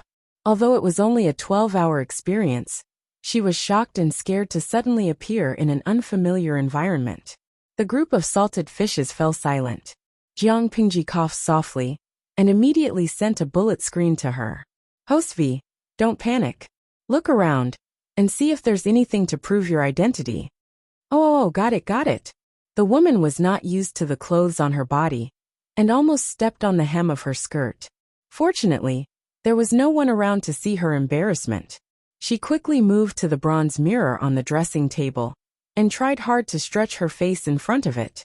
She looked left and right and murmured, I'm sure it's a soul transmigration. There were some bamboo slips on the table in the room. She tried hard to identify them. She stared until her eyes were sore and barely recognized what was written on them. Zong, Guang. This name is quite masculine. Is this body called Zong Guang? She flipped through the other slips. Some were Shanju Sanren, some were Zong Guang, and some were Do Xianren. So, what is this body called? While she was puzzled, the door of the bedroom was gently opened. A woman dressed as a maid bowed gently and said, My lady, there's a distinguished guest at home. The woman had her back facing the maid, so the maid could not see the stiff expression on her face. Dumbstruck, crazy screamed JPG. Who could tell her what to do next? Help. When the salted fishes saw her reaction, they all convulsed with laughter. This reaction was too funny. Perhaps the heavens heard the woman's voice. A prompt appeared at the bottom of the streaming screen. System prompt, please report to the master. I'll go over now. The woman forced herself to stay calm. Her voice was stiff as she imitated the system prompt, and replied to the maid. The maid was surprised, but did not think too much. The lady had caught a cold a while ago, and only got better after half a month. It was normal for her voice to be stiff. After sending the maid away, the woman suddenly heaved a sigh of relief. She collapsed on the ground like a dehydrated salted fish. She muttered to the streaming screen, SOS. Based on the current situation, this body did not seem to belong to a commoner. What posture should she use to not expose herself? Speaking of which, will the baby not last 12 hours before being eliminated as a demon? The salted fishes laughed after hearing that. 12 hours. Can't you be a little more ambitious? The woman looked dispirited. She took a deep breath, and the scenes and images of Jiang Pingji's streaming appeared in her mind. She secretly encouraged herself. Don't be afraid. You have a solid backing of 5 million, and the streamer behind you. It turned out that the woman's worries were unnecessary. She was here to experience it. It was not like she could not really go back. The system would naturally open the door for her. This family's surname was Dou. This was the territory of Yangshan in Shangyang County. The woman blinked her eyes after hearing that. As one of the fans of the streaming room, she naturally knew the latest developments in the streaming room. The surname Dou in Yangshan in Shangyang County. Could it be that this family is the talented farmer that the streamer is looking for? The woman muttered to herself. On the surface, she ordered the servants to prepare to receive the guest according to the system's prompt. The maids did not suspect anything. Instead, they felt that the lady was exceptionally straightforward that day. The only thing that was awkward was, she seemed to be suffering from an eye disease. Her eyes could not help but stare at a certain place. It looked strange and scary. There was a distinguished guest at the door today. The guest was the well-known former head of the Feng family, Feng Ren, one of the famous scholars. Others did not know why Feng Ren was there, but the woman knew that he was there on behalf of Jiang Pingji to recruit Doshi. Thinking of this, the woman suddenly recalled, "Isn't Zhongguang Doshi's courtesy name? This body is most likely Doshi's wife," she muttered to herself. She followed the system's prompt and turned left and right. When she reached the outside of the main hall, she heard Feng Ren's voice. "System, please pay attention to the prompt. Do not do anything that will ruin the character's design, so as not to cause trouble to the original owner." The woman nodded quickly. She quickly reacted and stopped what she was doing. Others could not see the streaming room's screen and the system's prompt. Her action looked like she was possessed. Sigh. I really don't know how the streamer can ignore the streaming room for 10 years and not be affected by the bullet screen. The bullet screen was full of obscene words and jokes. She held it in until her cheeks hurt. As she muttered, she realized that the two people in the hall who were chatting were looking at her. The woman was speechless. Oh my. Chapter 1421. As a loyal audience in the streaming room, the woman occasionally daydreamed about transmigration. If she was lucky enough to transmigrate, what would she do? Would she go with the flow and be a reserved and noble lady of an aristocratic family, enjoying the authentic ancient customs? Or would she rebel and release her nature to live a modern woman's style in the strict ancient times? Or would she learn martial arts from literature and imitate the streamer to be a heroine who was not inferior to any man? Would she be full of vigor and vanish into thin air while talking and laughing? However, no matter how much she imagined and daydreamed, it could not offset the embarrassment and nervousness when she was in the arena. Even if the transmigration was only for 12 hours, she did not want to lose her reputation as a Mary Sue in front of 5 million people. Kojiao Qifan. Don't panic, lucky queen. I believe you are the fattest. Shall we Chuangduan? Hypnotize yourself that you are a streamer with an aura of 2.8 meters. What are Feng Ren and Doshi? The woman could not help but twitch the corner of her mouth. She also wanted to calm down, but the bullet screen in the streaming room was too much of a hindrance. She could not imagine how Jiang Pingji did it. How could she completely ignore the bullet screen full of obscene jokes? I can't do it. The woman was not an actress. Her ability to control her emotions was only at an ordinary level. Although it could not be said that all her emotions were written on her face, it was not to the extent that she could not show her emotions. She was not aware of it, but others saw the subtle expressions on her face. Sadness, surprise, fear, retreat. All kinds of emotions flashed through her face. Feng Ren was speechless. This was Doshi's wife. Doshi looked at his wife with surprise and worry, but there was no reprimand or displeasure. It could be seen that Doshi and his wife had a very good relationship. Master Feng, this is my wife. Doshi smiled and went forward to hold the woman's hand. She suddenly stiffened, and her fingers seemed to shrink back. Doshi was puzzled, but he did not let her break away. Otherwise, it would be difficult to smooth things over in front of Feng Ren. My wife has admired your talent since she was still in her boudoir. Now that she heard that you are a guest in our house, I'm afraid she is overjoyed. Hearing that their idol of many years had come to visit in person, it was understandable that the fans would be too happy to do something unruly. Feng Ren said with a smile, I saw that your mansion is in good order just now. I guess it's because your wife runs the house well and takes care of things well. The woman bowed in a slightly stiff manner.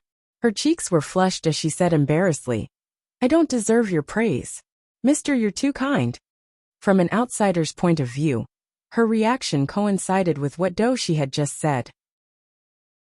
The awkward atmosphere was immediately alleviated. After sitting down, the woman's cheeks continued to redden, and she did not dare to raise her head to look at him for a long time. Zhang Jike's ping pong. I broke out in a cold sweat just now. After this stage, the next part should be easier, right? Tuta Feichio.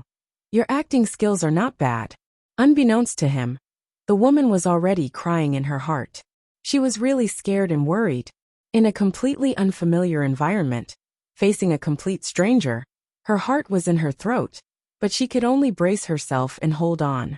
Do Shi and Feng Ren noticed the woman's uneasiness and embarrassment. Fortunately, both of them were gentlemen, and their current focus had nothing to do with her, so they did not dwell on her. Do Shi did not know Feng Ren's purpose this time, but the woman with the script knew. Feng Ren came to test Do Shi's ability. If Do Shi met the requirements, he would be promoted immediately. The woman tried her best to sit upright, and secretly sighed. The feeling of watching a live broadcast and being there was really different. She came just in time, and Feng Ren and Do Shi had not even exchanged greetings. Do Shi was secretly guessing Feng Ren's purpose this time. Could it be that Feng Ren's purpose this time was related to his own future?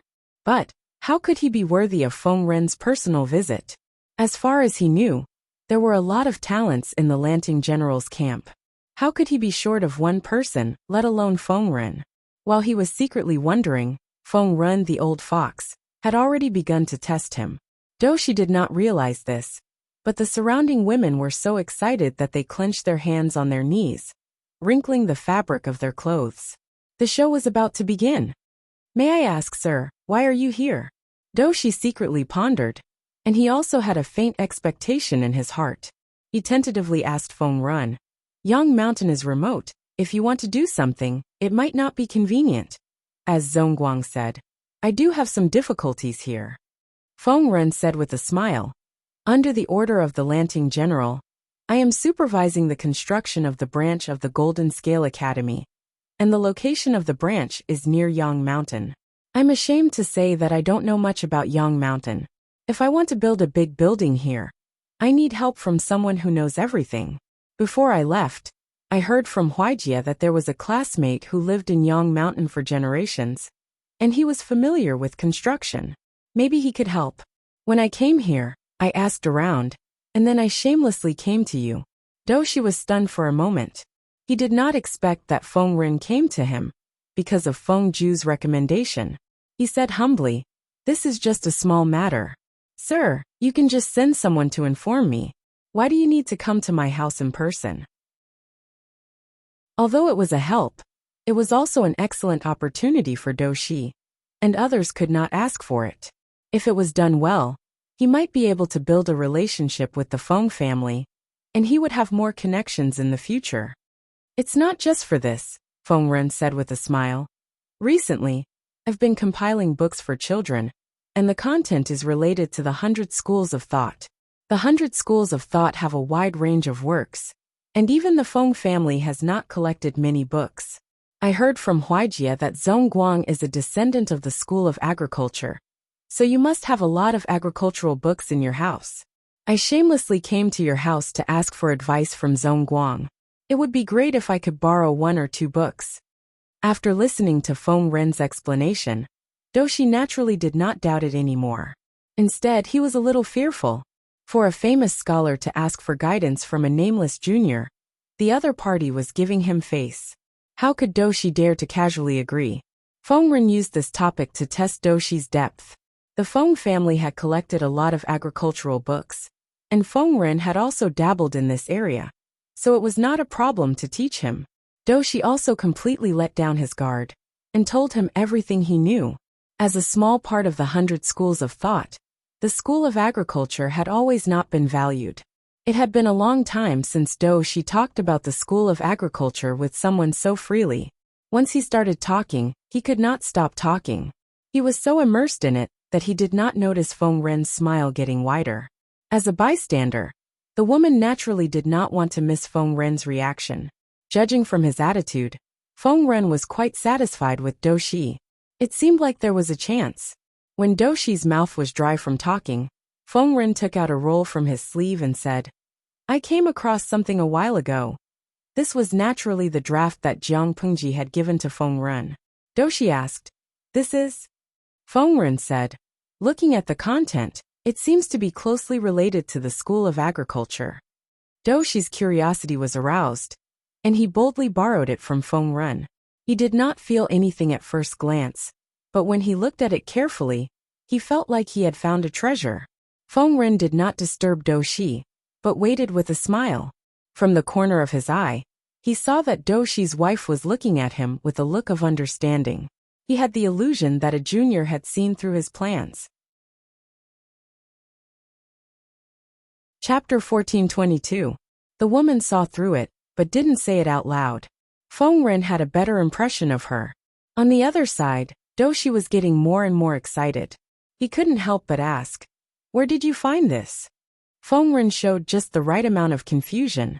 "Why are you so excited? Could it be that this item is a supreme treasure?" Doshi suppressed his excitement. "I don't know if it's a treasure or not, but if it's used properly, it's worth tens of thousands of gold coins." Although the draft was written carelessly, Doshi could see the value in it. Unlike the obscure and simple farming books, the content of the draft was concise and clear, almost like a vernacular. The content was also very interesting. It went from shallow to deep, progressing step by step, from a rough general category to a detailed description of each subcategory. There were also many farming plans. These plans were fresh to Doshi. This was like a key that opened the door to a new world, giving him a feeling of enlightenment. "Oh, really?" Feng Ren pretended to be surprised. Doshi suppressed his excitement and said with a smile, "If I didn't know who the author is, I would really like to visit you and have a good discussion." Feng Ren asked, "What do you mean?" Doshi said, "Dongqing is peaceful under the governance of Lord Lanting, but other places are suffering from famine. In the final analysis, it's because the good farmland produces too little food. There are many reasons for limiting the output of farmland, but the most fatal one is the fertility of farmland. The fertility of farmland was a big problem that was difficult to solve. It fundamentally restricted agricultural output. Even fertile farmland couldn't stand continuous farming. Sooner or later, it would degenerate due to the lack of fertility. For sustainable development, they could only choose to stop farming and let the fertility of the farmland recover by itself. Once they stopped farming, it meant that there would be no food production during the farming period, which undoubtedly increased the food pressure. Jiang Pingji had been fighting for years. In order to maintain the supply, she could only cultivate wasteland while farming continuously. In the long run, it was tantamount to drinking poison to quench thirst. Feng Ren nodded and said, "What do you mean? I don't know who wrote this book. The content is bold and novel. I've never heard of it." Doshi pointed to the draft and said, "Even if others think it's wild and unrealistic, I think this person's idea is very logical. I think it must be written by a famous farmer. This person wanted to use manpower to replenish the fertility of the farmland. His plan was clear and specific, and most of it was traceable and reasonable. Many people don't know how to use the fertilizer, but those who know how to use it don't know how much is appropriate. They don't even know how to use it to maximize the benefits of the farmland. This person is very meticulous. Not only did he think of everything, he even provided detailed steps. When he spoke up to hear, Doshi spoke with fervor and composure, and he seemed to be unable to stop. The reason why good farmland was called good farmland and had a higher output than ordinary farmland was naturally because the farmland was more fertile. If external forces were used to interfere with the fertility of the farmland could be maintained at an extremely high level of fertility without the need for plowing and fallow. Would there be any need to worry about a high harvest? The Dou family was considered a relatively large and wealthy family in Yangshan. Doshi himself was a member of a farmer's family, so he was very familiar with the process of farming. In order to increase output, he often studied in this area, and he had also summed up a set of farming experience. It was precisely because of this that the Dou family's output was much higher than that of others. However, comparing Doshi's method to the contents of the draft was like comparing a pearl to the bright moon. Looking at the contents of the draft, there should be more than this. Doshi sighed and said, "I don't know who it is, but if I'm lucky enough to meet him, I must talk to him through the night." As soon as he finished speaking, Feng Ren, Madame Dou, and the 5 million salted fish all looked at him strangely. "Talk to him through the night? Haha, in your dreams. Tutu Feichio." Beauty Ci said that sleeping together and talking to him through the night are all benefits that belong to him. Although Feng Ren did not know the relationship between Jiang Pingji and Wei Ci, he knew that it was unlikely that a female noble would be too intimate with a subordinate of the opposite sex. Doshi's theory was passable, but he did not know how it would turn out in practice. After all, there would always be people who said one thing and did another. Feng Ren tricked Doshi into leaving with a few words. Seeing this, Madame Do also wanted to follow. Doshi advised, "Madam, it's very windy outside, and you've just recovered from a cold. It's better for you to recuperate in the manor." The woman did not know how to respond before following him out. Feng Ren, who was at the side, helped her. Although it's important to recuperate, a proper relaxation can also help with recovery. Your wife's complexion is good, so she should be fine. Doshi said awkwardly, "My wife is a woman after all. If I go with you, I'm afraid I'll be a hindrance." Feng Ren smiled and said, "It's okay." Doshi did not know why he came, but this madam seemed to have seen through him and was watching the show from the side. One could imagine that she was also a clear-minded person. Hensheng Zhao. Oh my god, I don't know why, but when I see Big Boss Feng Ren smile, I feel creepy. It's more than creepy, the woman muttered to herself. When she was in front of Feng Ren, she felt that this old fox was more uneasy than she had imagined. The three of them changed into clothes that were convenient for traveling.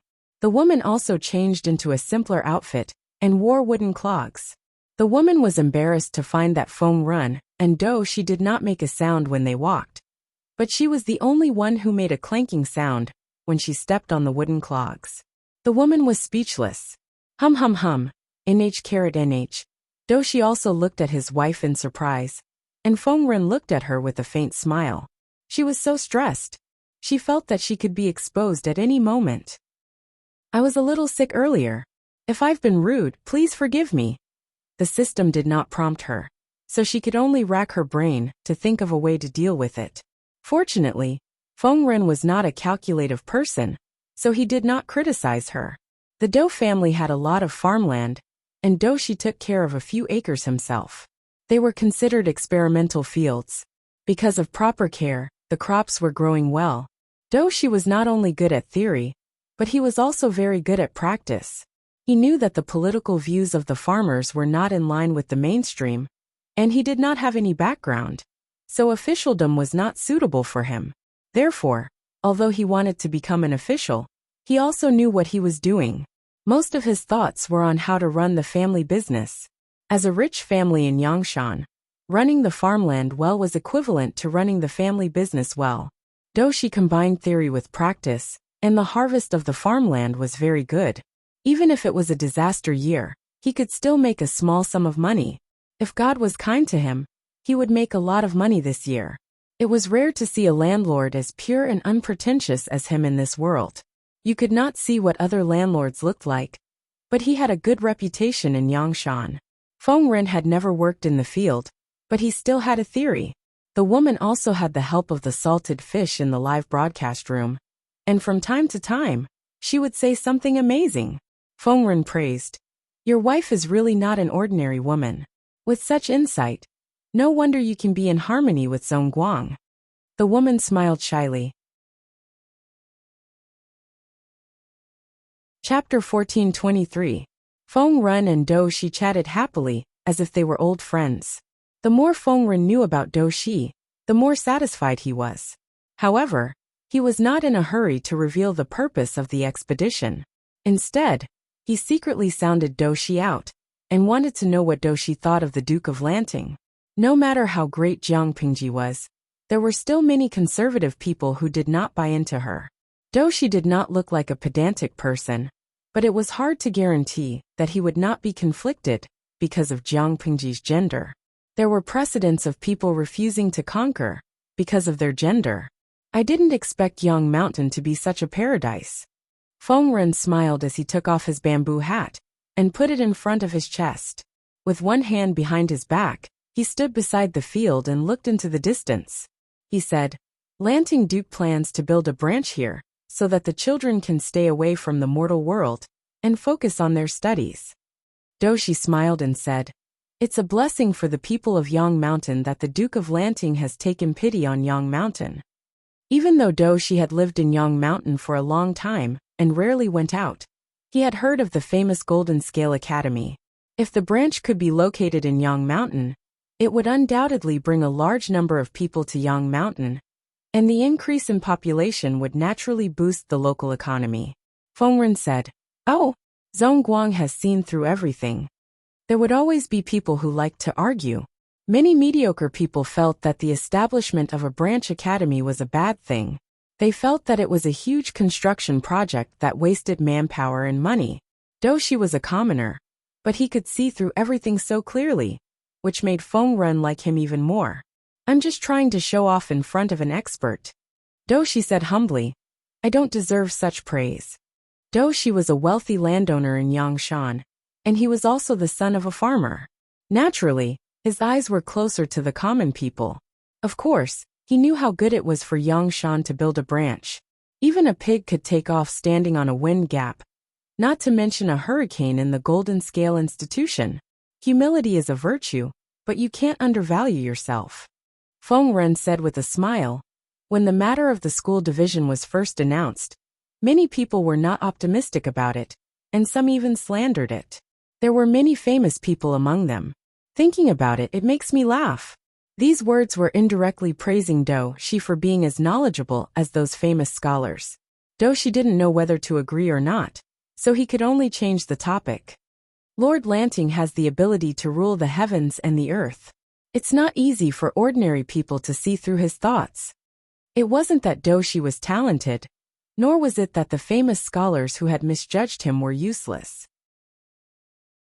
It was clear that the person in question was too scheming and too capable. The smile on Fengren's lips grew wider. Logically speaking, he, who was born in the Confucian school, was unlikely to like Doshi, who was born in the peasant school. After all, the knowledge and political ideas of the two families were in conflict.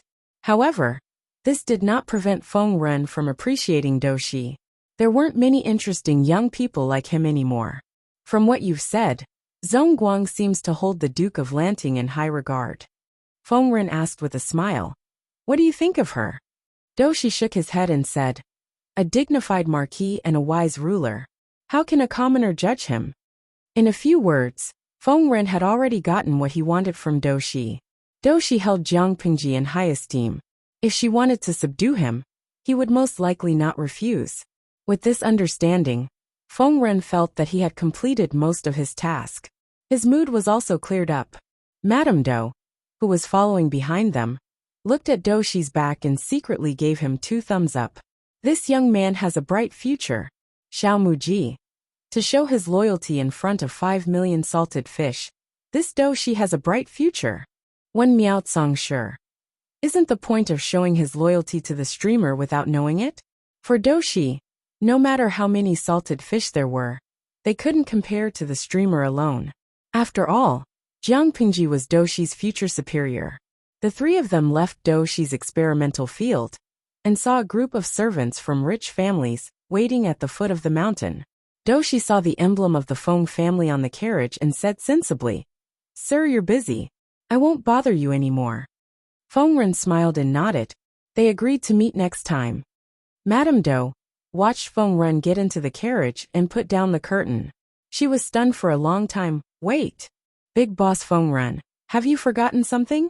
Where's the document that the streamer wrote to Doshi?" Although she didn't scream, her emotions were still revealed. Doshi saw all the changes in her expression. "Madam, what's wrong?" It was hot outside. Doshi held an umbrella for her. The woman came back to her senses and said embarrassedly, "I'm a little reluctant. It's rare to meet a famous scholar. Since Fengren was the idol that this body worshipped, it shouldn't be a problem to answer like this, right? Maybe there'll be a chance in the future." Doshi smiled and said, "Madam caught a cold and was very sick. You almost scared me. Now that you've recovered, I should prepare something to go to Qingxua Temple to fulfill my vow. Why don't you go back and rest first? Don't tire yourself out." "Qingxua Temple? Since it's to fulfill my vow, I should be there too. Only then will I show my sincerity." The time-traveling experience only lasted for 12 hours. She wanted to see more of the real ancient times. Why would she want to waste time in the mansion? Doshi said, "That's good too. Seeing the interaction between the two, many salted fish were relieved. The lucky emperor had some tricks up his sleeves. Though she didn't expose him. But was that the truth? Jiang Pingji rested her chin on her hand and looked at the screen.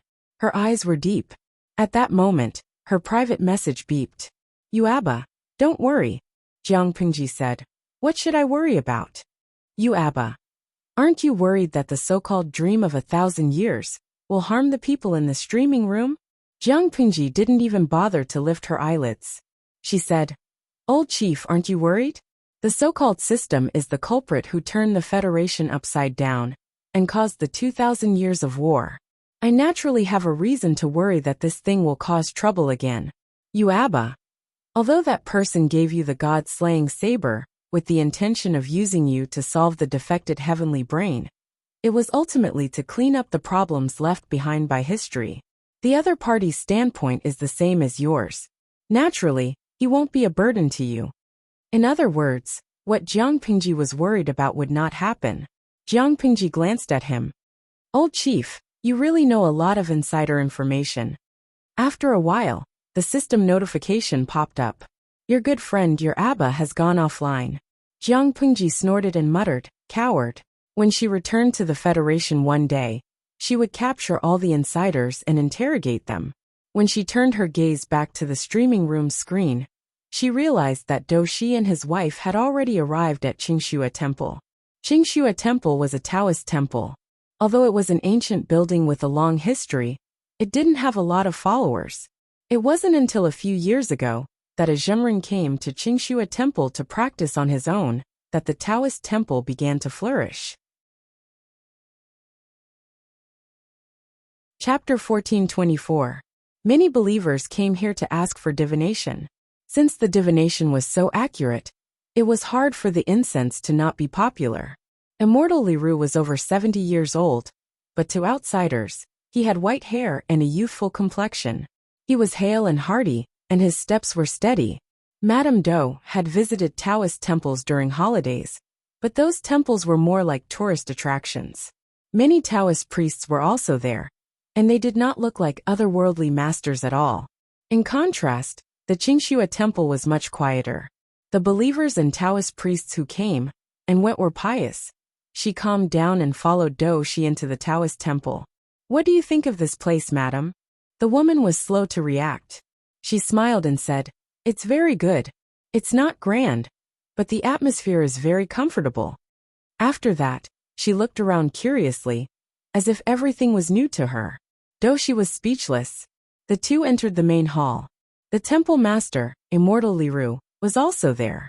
He was explaining the divination of a believer in a low voice. When Immortal Liru was done, Dou Shi stepped forward. After greeting each other, Dou Shi explained the purpose of his visit and asked about the requirements for the vow. Immortal Liru glanced at Madame Dou.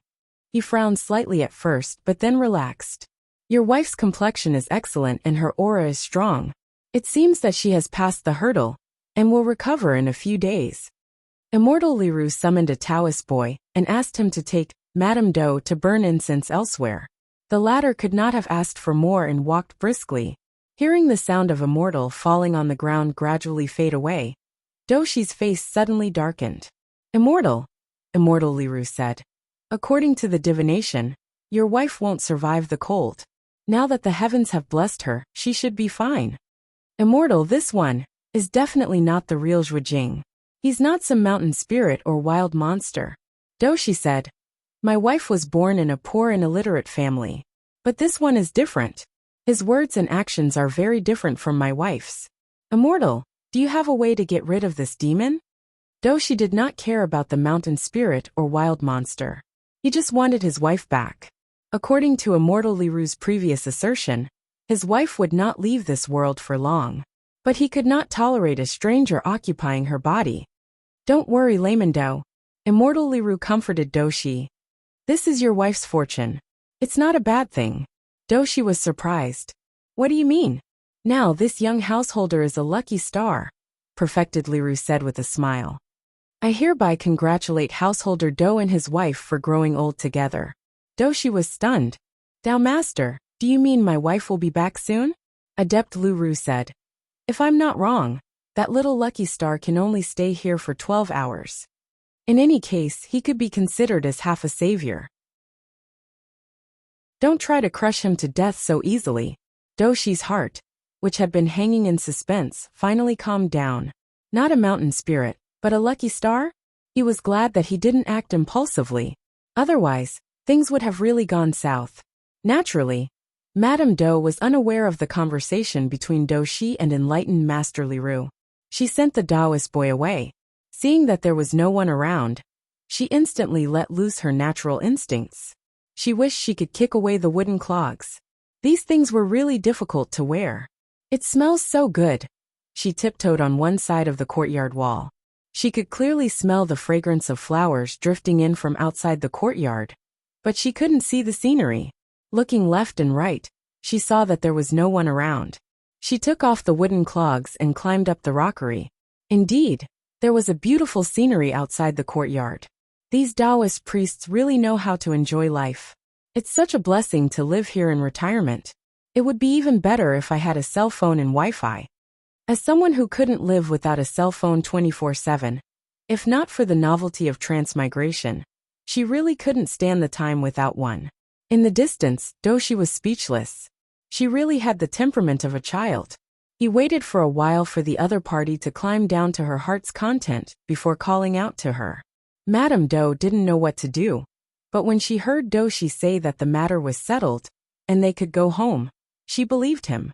On the way back, Doshi saw that she was extremely curious about the market outside, so he found an excuse to take her for a stroll. Madame Do mumbled softly, "A good man who's willing to buy things for his wife. What a rare and endangered species." Doshi was indeed a very good person. No matter what small item she fancied, he would happily pay for it. Of course, she didn't buy anything expensive. Most of them were ornaments, sachets, or snacks from the stalls. In ancient times, the market was poor and there weren't many goods. Women only shopped for the atmosphere, and they got bored after a while. Doshi saw that she looked a little tired, so he offered to take a break at the tea house. "What are you thinking about, madam?" Doshi saw that she stirred the tea, but didn't drink it, looking absent-minded. Indeed, the woman didn't drink tea. Tea in this era was a dark cuisine. All kinds of seasonings were used to boil it, and the taste was very strange. "I'm thinking about Feng Ren's declaration of war." Her mouth moved faster than her brain. When she realized what she had said, she hurriedly tried to salvage the situation. She silently held her vest tightly and looked pitiful.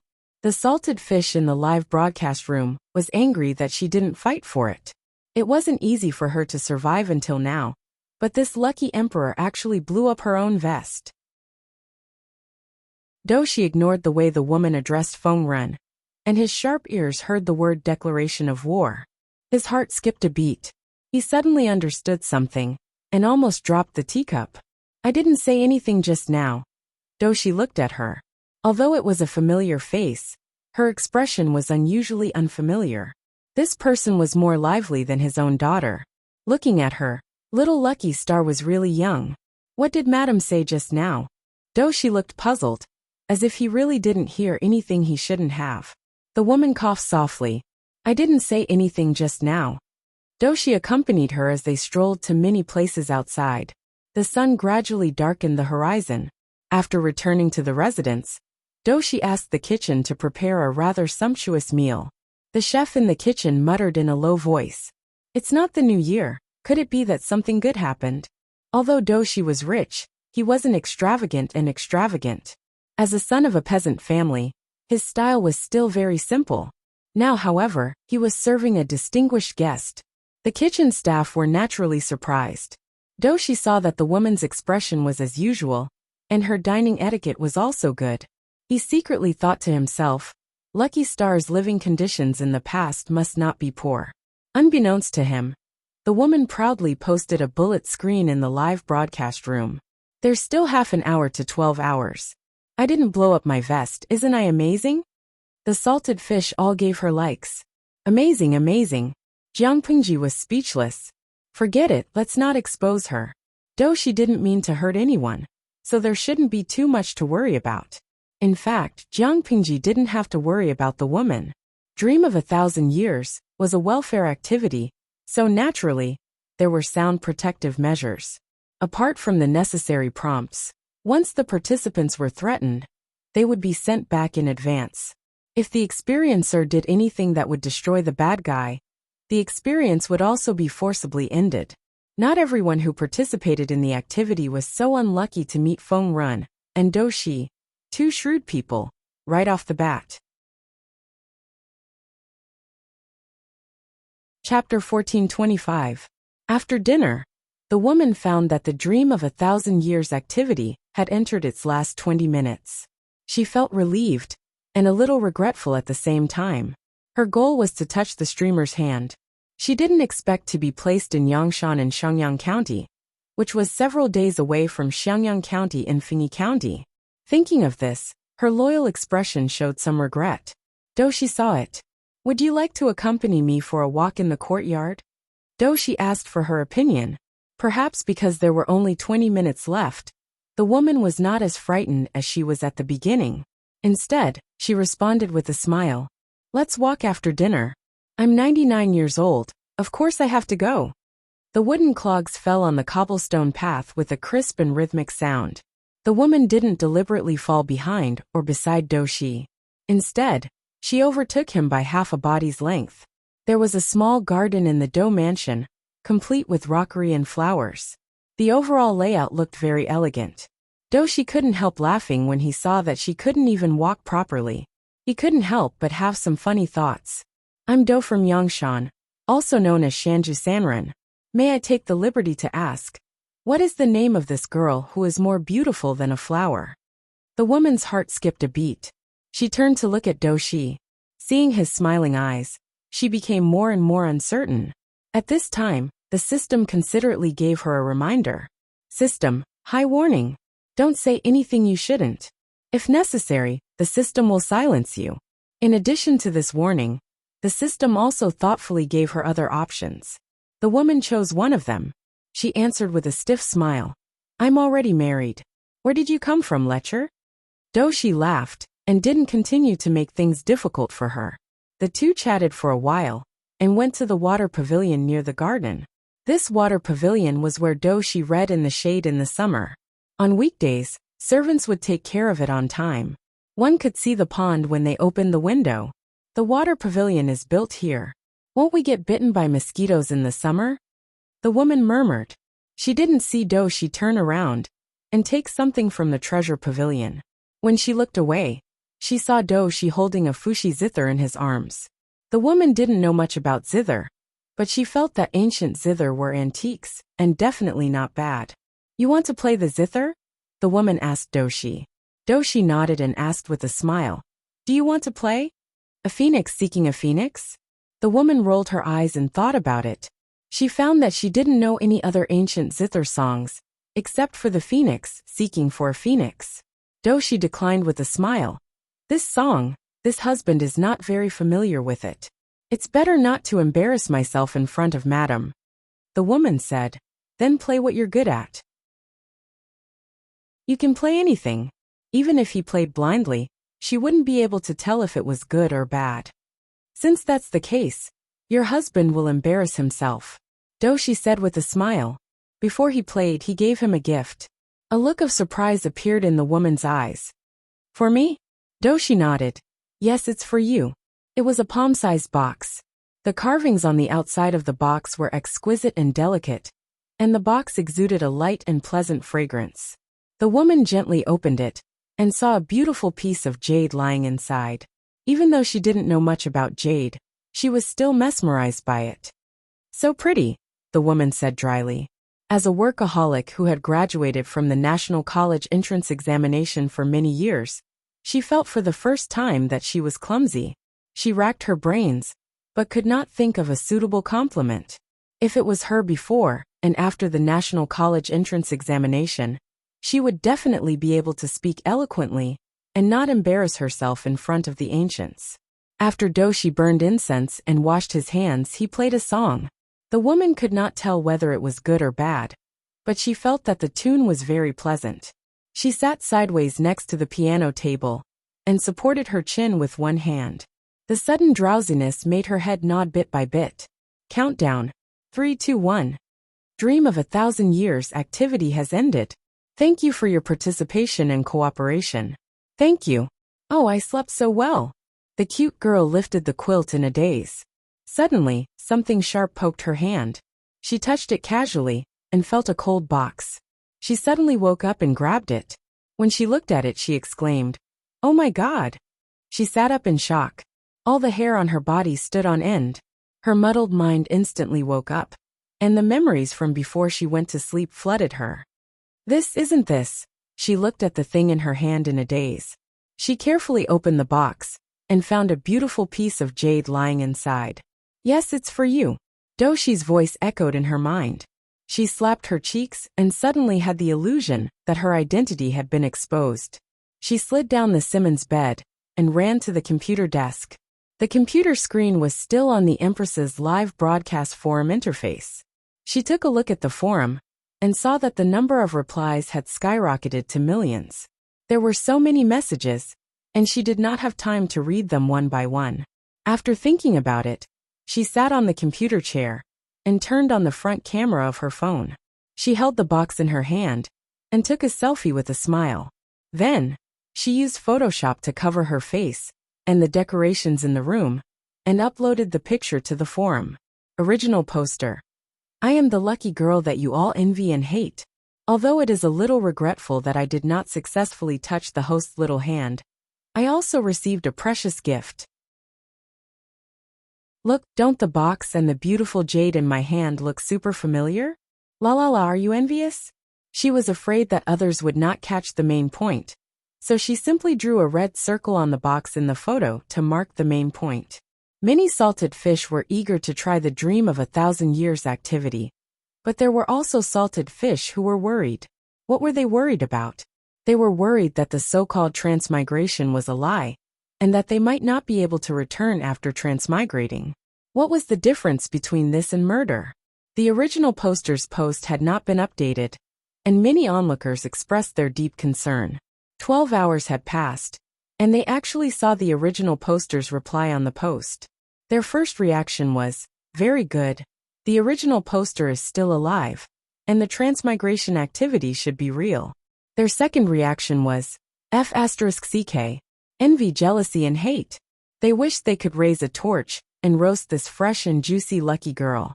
The news of the lucky girl's successful return successfully rushed to the top of Weibo, suppressing countless celebrities in the entertainment industry. Apart from the onlookers who admired the lucky girl's luck, the rest of the onlookers raised the torch of jealousy and burned it. At the same time, Doshi's wife gradually woke up and revealed an expression that Doshi was familiar with. Zongguang. Doshi's wife pinched her eyebrows and felt a little better. Madam, how do you feel? Doshi revealed a look of joy and excitedly grabbed the other party's hand. Only then did he realize that the gift he gave to little lucky girl had disappeared. He did not think too much about it and hurriedly called for a doctor to take his wife's pulse. The doctor was also surprised.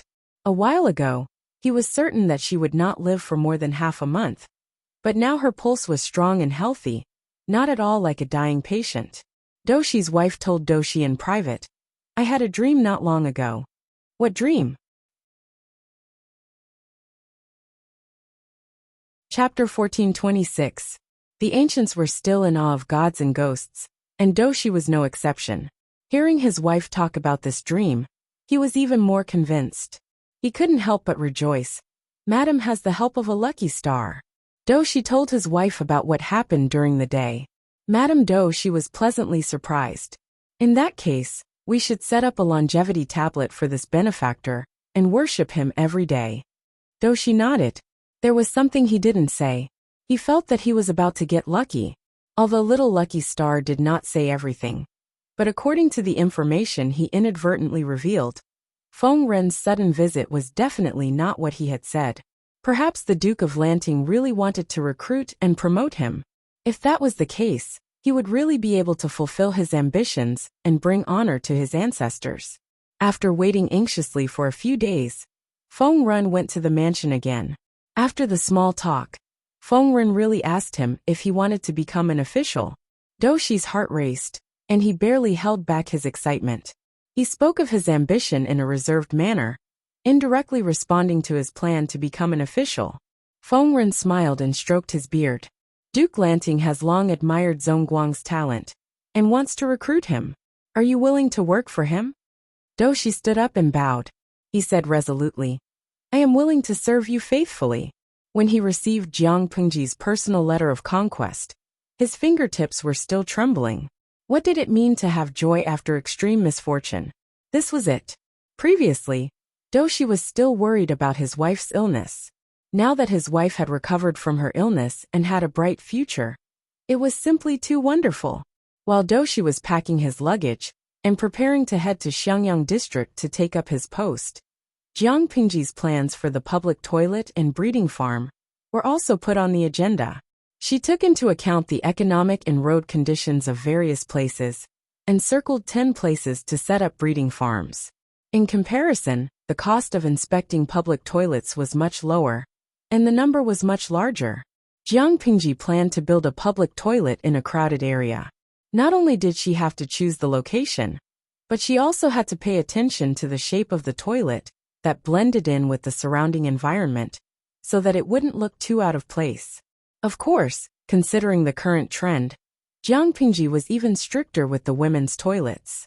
Not only did she have to ensure privacy when she went to the toilet, but she also had to prevent hooligans from intentionally offending her. Therefore, it was necessary to arrange for people to guard the women's toilets. Naturally, the maintenance of the public toilets also required people. This way he could increase the number of jobs. Although this job was dirty, smelly, and tiring, it could earn enough money to support a family. Naturally, there was no need to worry that no one would want to do it. Jiang Pengji bit her pen and tried to point out the areas that needed attention in the old public toilet. To think that I, the commander of the Federation Army, have to worry about the problem of public toilets. When I was in the Federation, it was none of my business, even if the public toilets of the department were blocked. I'm really regressing. Jiang Pengji held the pen in her mouth and grumbled. She hadn't been able to sleep well for the past few days because of the issue with the toilet and the farm. You manage the weather, the earth, and the people's daily needs. How is she a farm owner? She's clearly a full-time nanny. Jiang Pengji lay on the mat beside the table like a piece of streaky pork on a chopping board. She put her hands behind her head and opened the bamboo scroll on her face to block the sunlight. She propped one foot up and placed the other on the table. Her bare feet dangled in the air. The moment Qiguan Rang entered, he saw his lord's demeanor as if it had been eaten by a dog. His eyebrows twitched, but he didn't say anything in the end. Not to mention women, even men rarely disregarded etiquette like this. Greetings, my lord. Qiguan Rang bowed. Jiang Pengji blew at the bamboo scroll and realized that it wouldn't budge. She then lifted her hand and removed it. Wenzheng, what's the matter? Jiang Pengji yawned and sat up lazily. She still looked weak and lethargic. Has my lord been very sleepy lately? Qiguan Rang asked tentatively. He didn't have a chance to feel Jiang Pengji's pulse, so he could only beat around the bush. It wasn't a good sign that his lord, who had always been lively and energetic, suddenly felt sleepy and liked to sleep. Jiang Pengji rested her chin on her hand and muttered, Wenzheng, I haven't slept for 4 or 5 days. Do you think I'm sleepy? Although she didn't have dark circles under her eyes, it was true that she stayed up late. For so many days, she was either out on an inspection trip or staying indoors to plan and draw. She also had to rack her brains to think of problems that might occur after the implementation of the plan and come up with countermeasures in advance. When she was busy, it wasn't as easy for her as Qiguan Rang and the others. Qiguan Rang and the others were all ordinary people. Their physical endurance was limited. It was impossible for them to be busy day and night. Although it was said that working overtime was extremely tiring, it wasn't really tiring when the working hours were calculated. Feng Zhen and Yang Si could even get together and drink. Jiang Pengji was at a disadvantage. She was in good physical condition, so she didn't show any signs of exhaustion, even if she stayed up late to fight. In addition, she often skipped work, which gave people the impression that she didn't do proper work. Before Qiguan Rang showed a distressed and disapproving look, Jiang Pingji asked him again. Wenjing, is there anything? Qiguan Rang presented a thick booklet to her. Jiang Pingji picked it up and glanced at it. This is Wenbin's handwriting. Is there any progress on his side? Han Yu's work for the past year was to sort out the old laws and compile new ones, such as the previous marriage law and the child protection law that he was busy with. As long as the war was not urgent, Jiang Pingji didn't plan to let Han Yu go to the battlefield again. It wasn't that Han Yu's military talent wasn't good. On the contrary, Han Yu almost killed Yang Si and made Jiang Pingji suffer a great loss. His talent was beyond doubt. However, Jiang Pingji felt that everyone had their own platform to show their talents. Compared to the battlefield, it was more suitable for Han Yu. So far, Jiang Pingji couldn't find a suitable legal talent other than Han Yu. Han Yu outshone the others. Of course, if Han Yu preferred the battlefield, Jiang Pingji wouldn't stop him. The battlefield was risky, but he could accumulate merits quickly. Qiguan Rang said. Yes, but Wenbin is not in good spirits. He hasn't slept for several days. Let him rest first. Looking at the dark circles under Han Yu's eyes, Han Yu would die suddenly if he continued to practice immortality. Qiguan Rang didn't want anything to happen to Han Yu, so he coaxed him to go home to sleep. Since Jiang Pingji and Qiguan Rang had a showdown, Qiguan Rang had placed Han Yu and Wei Xiai at the top of his heart. They were both his precious eggs. For the sake of his precious egg, he was willing to personally run an errand. Jiang Pingji carefully looked at the first-generation manuscript that Qiguan Rang handed to her. Her brows loosened and furrowed from time to time. She looked serious. My lord, how is it? Jiang Pingji said. There are still some shortcomings. Many parts are a bit cumbersome. Laws are different from other things. The parts that should be simplified, and the parts that should be detailed. There is no room for lawbreakers to take advantage of. However, according to the standards of the first-generation manuscript, Wenbin didn't disappoint me. Wenjing, go back and tell him to stay at home and recuperate. He will come back to see me in 3 to 5 days. Qiguan Rang said. Yes. After Qiguan Rang left, Jiang Pingji went to the bookshelf and took out a brand new book. She called the maid to grind the ink. Jiang Pingji made a copy of Han Yu's manuscript. She planned to proofread, correct, and supplement the parts with the audience in the streaming room. He will die suddenly sooner or later. I've never been so hardworking in my previous life. Keep working. I'll be a slave for the rest of my life. Chapter 1427. Did you see that? This is called squandering money like water. Sometimes I feel like I'm more of a prodigal than Zhao. Jiang Pingji looked at the budget book presented by Su Ku. She was shocked and self-deprecating at the same time. The farm could at least achieve a balance of income and expenditure, but it was impossible for the public toilets. Not only was there no room for profit, but a large amount of money had to be spent on maintenance and renovation. The only benefit was probably an increase in employment and a stable supply of raw materials for fertilizer. Jiang Pingji sighed and covered her eyes with her hands to avoid looking at the account book on the table. If it wasn't for the friendly sponsorship of the Tao family, Jiang Pingji's funds would have been in trouble. Su Ku advised, My lord, you should think on the bright side. If this is really good for farming and fertilizer, do you still have to worry about compensation in the future? If the fertilizer problem was solved, there would be a bumper harvest every year. The grain tax alone would reach a new high. Why would she feel distressed about this small expenditure? Jiang Pingji rested her chin on her hand and said, I like what Xiu Yu said. Time will prove that my squandering is meaningful. After spending most of the day dealing with official affairs, Jiang Pingji got up from the table and loosened her muscles in an inelegant manner. Perhaps it was because she hadn't been completely active for a long time. She was always lazy. She would go to the drill ground to find Fu Wang and the others to practice some skills. Jiang Pingji did a few stretching exercises and rubbed her sore neck. She heard the sound of footsteps approaching from outside. It's almost lunchtime. Is there anything else? Jiang Pingji was about to have lunch. Couldn't they let her rest? My lord, Doshi has come to take office. The secretary is asking how to settle him. Jiang Pengji raised her eyebrows and put down her hand that was rubbing her neck. Bring him to me. I'll settle him myself. Although Feng Ju and Feng Ren both recognized Doxi's talent, Jiang Pengji was strict with people. She still had to check on him personally. In the other room, Doxi was waiting for the results anxiously. He felt like Yang Shan, who was favored by the Jinlin branch. He was like a pig standing on the wind, waiting for the moment to take off. Doxi had tried his best to overestimate his future, but he still underestimated it. When others told him that Lu Shi, the feudal lord, had personally received him, Doxi was so stunned that he almost fell into a daze. Despite the tempestuous waves in his heart, Doxi's expression remained calm and composed. His every move seemed to have been measured with a ruler, and there was nothing wrong with it. Commoner Doxi greets the Duke of Lanting. Even in his old age, Doxi still remembered that kowtowing in the hall lasted his entire life.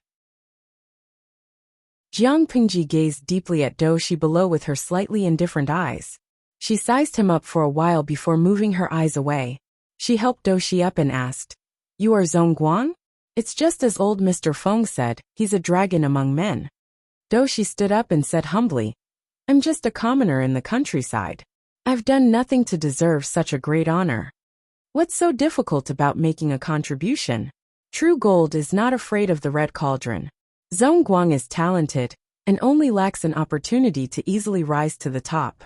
Jiang Pengji teased Doxi with a smile and said, "In my opinion, it's not that Zhongguang can't bear the responsibility, it's that it doesn't suit Zhongguang." Doxi panicked even more, and his heart was filled with apprehension. It was a good thing that the new boss thought highly of him. But it wasn't a good thing to have high expectations of him. If the expectations were too high, and he failed to reach the other party's bottom line, he would be the unlucky one. However, Jiang Pengji had made it a dead end. Doxi couldn't accept it arrogantly, nor could he refuse it humbly. He was in a dilemma. Just as he was getting anxious, Jiang Pengji smiled and said to him, "What does Zhongguang think of the position of Officer of the Code of Agriculture?" "Officer of the Code of Agriculture?" Doxi was shocked and hurriedly said, "I don't dare to occupy a high position in order to make a contribution. Please take back your order, Lord Lanting." Officer of the Code of Agriculture sounded like a farmer, but he was qualified to be in charge of agricultural production, civil affairs, and land rent. He had a lot of power. Doxi had been a commoner before, but he had become officer of the Code of Agriculture after a short while. His authority was similar to that of a county chief. Wasn't this attracting hatred? Seeing that Doxi was about to break out in a sweat, Jiang Pengji laughed and said, "Don't be so nervous. Officer of the Code of Agriculture isn't a lucrative job for me. Since you're from a farming family, this position is naturally suitable for you. We can't let Hanmei and the others take on this position. It's not right." Li Yun was a general who led troops to war. After he came back, he not only had to train the troops, but he also had to manage the fields. It was too much of a waste of energy. Even if Li Yun's achievements in agriculture were not bad, he was not a professional after all. It was not right for him to continue taking on this position. Doxi stubbornly said, "I'm not worthy of this position. I dare not accept your order." If one's virtue did not match the position, there would be a calamity. It was a good thing that a pie fell from the sky, but if the pie was too big, it could crush someone to death. At that moment, salted fish in the streaming room reminded Jiang Pengji. "Zi Xiao Xiao, streamer, have pity on him. Don't continue to scare him. This is like a graduate applying for a job in the world's top 500. If he's not careful, he'll be pushed to the position of a department head. You're not afraid that he won't do well, but he'll be worried that he won't do well. Yi Wu Yen Ling. Streamer, let him start from an inconspicuous position. If he's really capable, he'll rise sooner or later. If he's suddenly promoted to the position of officer of the Diannong, even if he's really capable, the people below him won't be convinced. This will be troublesome. Since you're so insistent, I won't force you." Jiang Pengji took in Salted Fish's opinion and took a step back. "I'll reserve the position of officer of the Diannong for you. When you make a contribution, you can take it at any time. Zhongguang, don't tell me that you don't even have this little bit of confidence." Doshi could tell that Jiang Pingji really had high hopes for him. He said resolutely, "I'll do my best to repay Lord Lanting's kindness." Jiang Pingji was not a person who liked to procrastinate. Since Doshi was already in her camp, there was no trial period. She rolled up her sleeves and went to work directly. The fertility of the farmland had been declining due to the non-stop farming in the past few years. If she did not try to remedy it, the harvest in the next 2 years would be very poor. Time was precious. Doshi could take up his post as soon as he came. It would be best if he could produce results that satisfied her. Old Master Feng should have shown you the manuscript, right? What do you think? Doshi told the truth. If it can be written into a book, it'll be a classic in the farming field. Everyone will regard it as a standard. Jiang Pingji burst into laughter. It's just scribbles. How can it be worthy of what you're talking about? Doshi was dumbfounded when he heard that. Even his smart brain did not work well. Lord Lanting's words meant. Could it be that the manuscript was written by her? Jiang Pingji clapped her hands.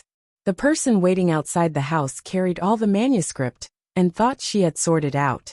Although she had some general knowledge about agriculture, it was just a trifle. At most she could see further than Doshi and see the big picture more comprehensively. Chapter 1428. These manuscripts should be of some use to you. Take all of them back for reference. Jiang Pingji said bluntly. There are more complete regulations for farming. I'll get someone to send you a copy when the time comes. There shouldn't be any mistakes if you follow it step by step. Zhongguang's main task is to formulate a detailed regulation on how to replenish the fertility of the farmland. It's best if it can be used next spring to guarantee a harvest the next year. When Doshi heard that, he was both excited and forced a smile. This was a big task. If it was done well, he would be worthy of the title of cadet. If it was not done well, it would not be as simple as ruining his reputation. He would lose all standing and reputation. However, Doshi was not a man who backed down when faced with a difficult problem. He took a deep breath and solemnly accepted this important task. The first batch of public toilets was built within the boundaries of Xiangyang district. Basically, there was one public toilet on each street. Every toilet was divided into 2 sections for men and women. Due to the lack of technology, although Xiangyang district had drainage pipes, there was no network management system specially used to deal with dirty excrement. If public toilets were to be built, they could only choose dry toilets. Someone would be sent to clean the manure tank regularly to ensure that the smell would not be too strong. This move won the support of many people. Although there were toilet buckets in their homes, it was not easy to deal with. They could not build toilets for every household. When they went out to work or do business, many people and traders could only find a secluded place to relieve themselves. It was fine for men. They could lift their pants and turn their backs to the crowd. Any corner of the wall could be a toilet, but it was inconvenient for women. From a certain perspective, this was one of the reasons that prevented women from leaving the shackles of their families. Although Jiang Pingji was strict with the public security and health management of Xiangyang district, there were always people who knowingly violated the law. It was better on the main streets where business was flourishing. People did not dare to act recklessly. However, it was bad in the remote corners. When the weather was hot, the stench was overwhelming. Sometimes when they went out, they would accidentally step on a pile of cow, sheep, pig, dog, or human waste. This was the situation in the big cities, not to mention the small places. Regarding this, the ordinary people were used to it. They had nothing to complain about. Unexpectedly, Jiang Pingji suddenly came up with such a move. The ordinary people naturally celebrated and beamed with joy. People were thick-skinned. Even illiterate people had a sense of shame. They also knew that exposing their private parts in the open was an eyesore. They had no choice in the past. It would be great if there were public toilets for them to solve their physiological problems. Most of the commoners were looking forward to it, but not everyone was in favor of this plan. There was no lack of contrarians in this world who felt good about themselves and would find fault with everything. Who doesn't have a bowl? Why did they have to make such a thing? It's really a waste of manpower and money. He was scolding Jiang Pingji for looking for trouble and for not knowing where to spend her money. What kind of public toilets are separated by gender? Most of the women don't go out at all. What's the point of doing this? Although the public toilet isn't an open field, it's not a house either. How can a woman take off her clothes as she pleases? If she's not careful, someone might see it. This was because the existence of women's toilets was meaningless. Some people were worried that women would be taken advantage of in public toilets. If a woman was offended in a public toilet, who would she look to for justice? When Jiang Pingji said that the female toilet would be strictly guarded to ensure the safety of the women, the group of people had something to say. It took so much manpower to manage and maintain a public building that was not profitable at all. It was really a waste of manpower and money. Jiang Pingji was speechless. The contrarians really couldn't be provoked. No matter what she did, they could find fault with it. No matter how the group of ancient keyboard warriors pointed at the country and spoke with vigor, Jiang Pingji still had to do what she had to do. She had a lot of things on her hands. Not only did she have to follow Hanyu to revise the child protection law several times, but she also had to make the law conform to morality and adapt to the current trend. She also had to guide Doshi from the side. The group of people traveled from south to north. Once she was busy, she forgot everything. When the public toilets were completed and put into use, the child protection law began to take shape, and Doshi figured out a simple plan to gain weight. More than a month passed by in a flash. The temperature was getting colder. It was late autumn. Jiang Pingji finally found a chance to take a breath and stop her busy steps. Of course, she didn't relax much. There was still a pile of official documents in the government office. When she was ready to face reality with a tragic heart, she found a figure who looked like a pine and bamboos, sitting in the hall with his head bent over the table. Jiang Pingji rubbed her eyebrows and went forward to ask, "Zixiao, have you recovered from your illness?" Wei Xi heard the movement and raised his head to look at Jiang Pingji. His slightly pale lips curled into a warm smile. He stood up and bowed. "Greetings, my lord. Xi has recovered greatly."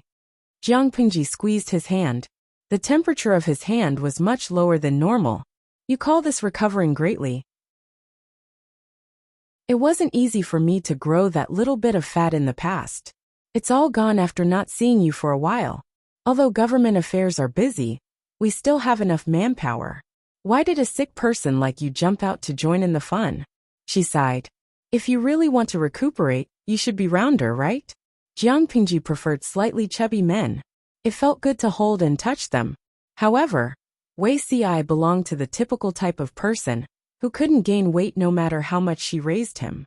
Wei Xi said, "To be able to do something within my ability for my lord, for me, this is more nourishing than any nourishing medicine."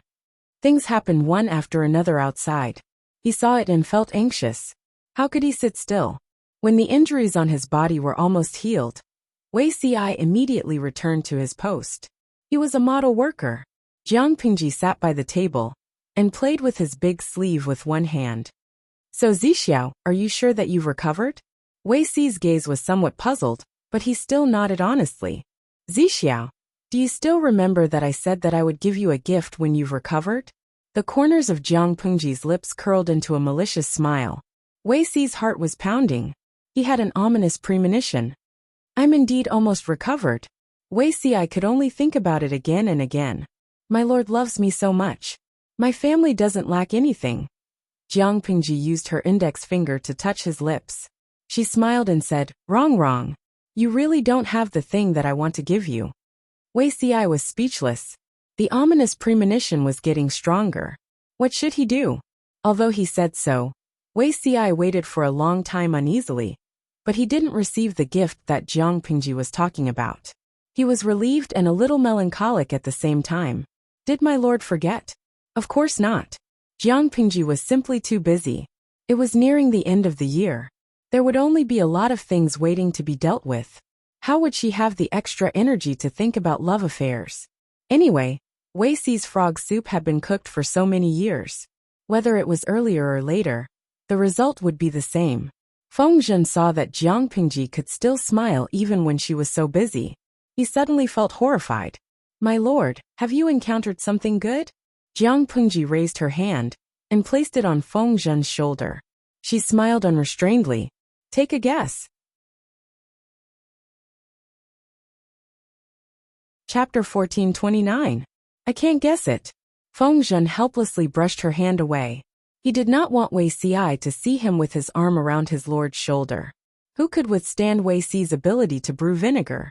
Fortunately, Jiang Pengji's temperament was also a typical example of a wanton and unrestrained person, so she did not mind Feng Zhen's actions. In any case, it's not a good thing. Feng Zhen said honestly. Every time the Lord smiles so beautifully, someone is bound to be unlucky. His desire to live was very strong. He had just secretly insulted Jiang Pengji, and then he immediately flattered her. Jiang Pengji touched her face and muttered, "Does my smile look good?" Feng Zhen lied and said, "You look good." When Zixiao saw it, his legs went soft and he couldn't walk anymore. But who would be the unlucky one? His lord was really not a kind person. Since he was targeted by her, he could only pray for his own good luck. Beauty is in the eye of the beholder, Jiang Pengji said with a smile. Even if I don't smile, his legs will go soft and he won't be able to walk. When Feng Zhen heard this, he suddenly felt like his stomach was cramping up. In the past, the Lord still knew how to cover up the fact that she had an affair with Wei Xi, but now, she was not afraid at all, and was even narcissistic. If Feng Zhen knew about the existence of the streaming room, he would know that Jiang Pengji's action was called public display of affection, also known as public display of affection.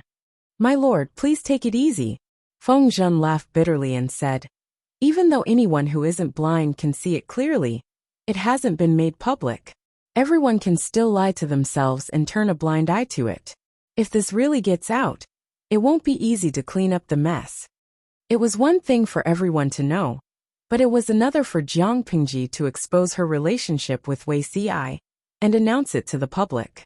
The relationship between Feng Zhen and Jiang Pengji was not only that of a subject and a ruler, but also that of a good friend. He treated Wei Xi like a teacher and a friend. From Feng Zhen's point of view, he really didn't want the two of them to be harmed by external forces. Of course, feelings were a matter between two people, but it also depended on their status. Jiang Pengji and Wei Xi's identity and status meant that she could not openly push Wei Xi to the surface. This wasn't love, it was harm, and it was the embodiment of immaturity. Feng Zhen and the others were also very clear about their bottom line. They didn't care how they interacted in private, but on the surface, their relationship could only be that of a ruler and a subject. As a feudal lord, Jiang Pengji had a naturally powerful position. Nothing would happen to her. The one who would be hurt in the end would only be Wei Xi. I didn't make a big deal out of it, did I? Jiang Pengji said with a smile. I know what to do. Feng Zhen muttered, that's hard to say. After all, feelings between a man and a woman can get to their heads. Otherwise, why would it be said that the land of tenderness was the grave of a hero? No matter how brave his lord was, didn't he still succumb to the beauty Wei Xi in the end? Jiang Pengji couldn't help but roll her eyes. She said sarcastically, we've known each other for so many years.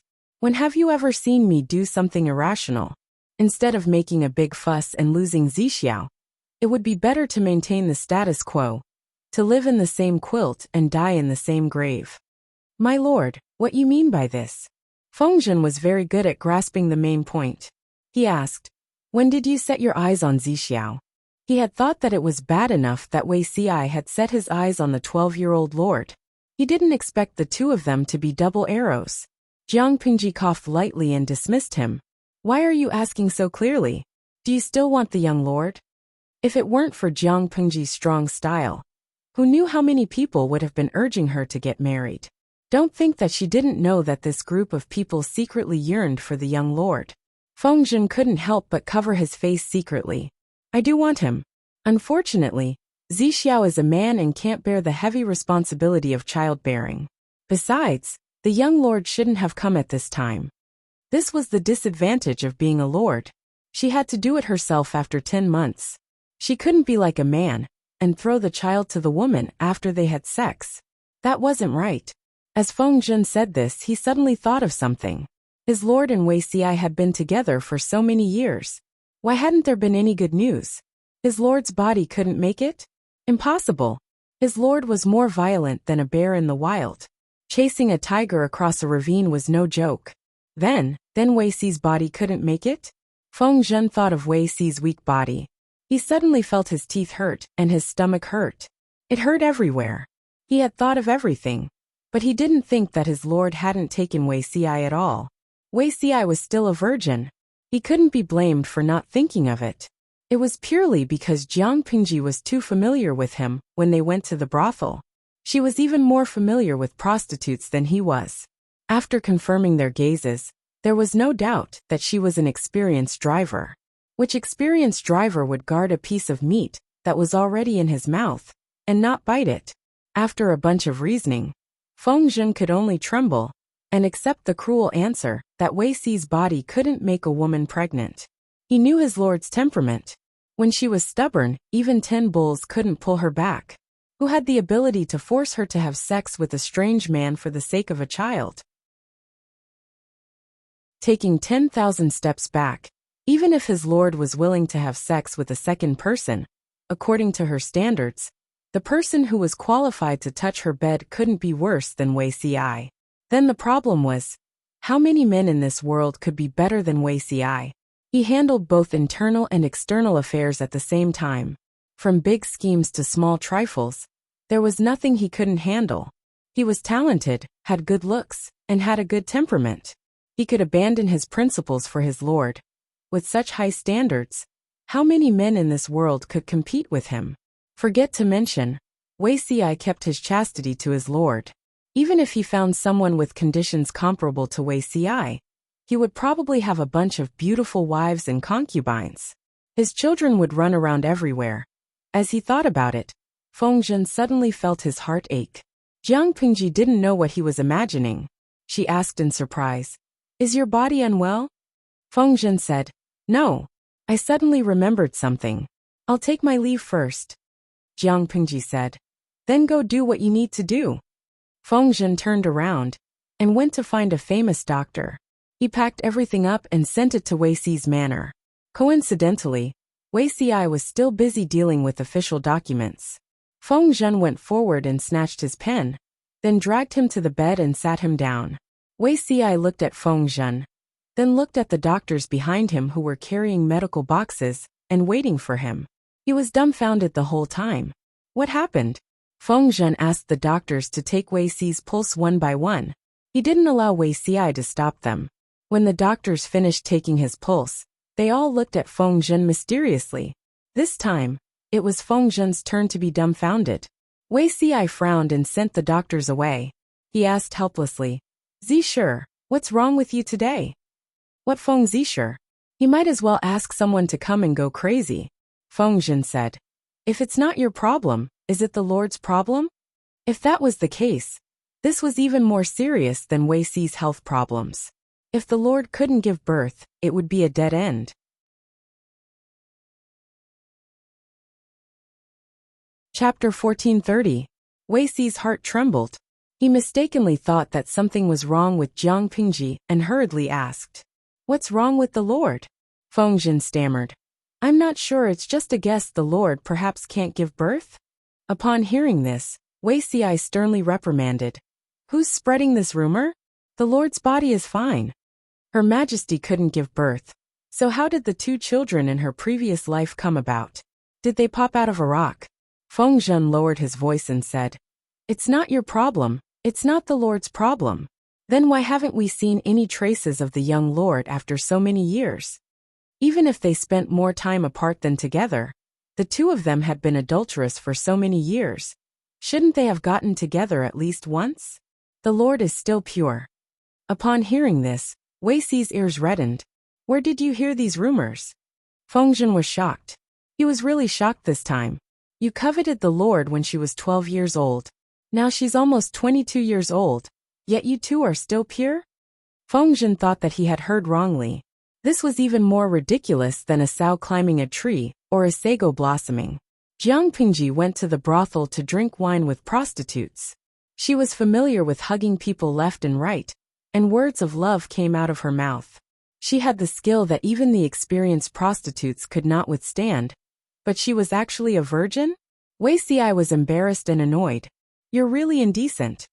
Who said that a man and a woman had to roll in bed when they were in love? What kind of rubbish was Feng Zhen's brain filled with? Faced with Wei Xi's criticism, Feng Zhen could only chuckle. You're really a virgin. You don't know the beauty of the relationship between a man and a woman. Wei Xi's ears reddened even more, almost as if they were shoulder to shoulder with the setting sun. Feng Zhen said meaningfully, Zixiao, you're older than the Lord by 6 years. In 2 years you'll be of age. He had always thought that men over the age of 20 were no longer virgins. He didn't expect Wei Xi to break his bottom line again and again. Wei Xi wasn't in a good mood. He didn't need Feng Zhen's reminder.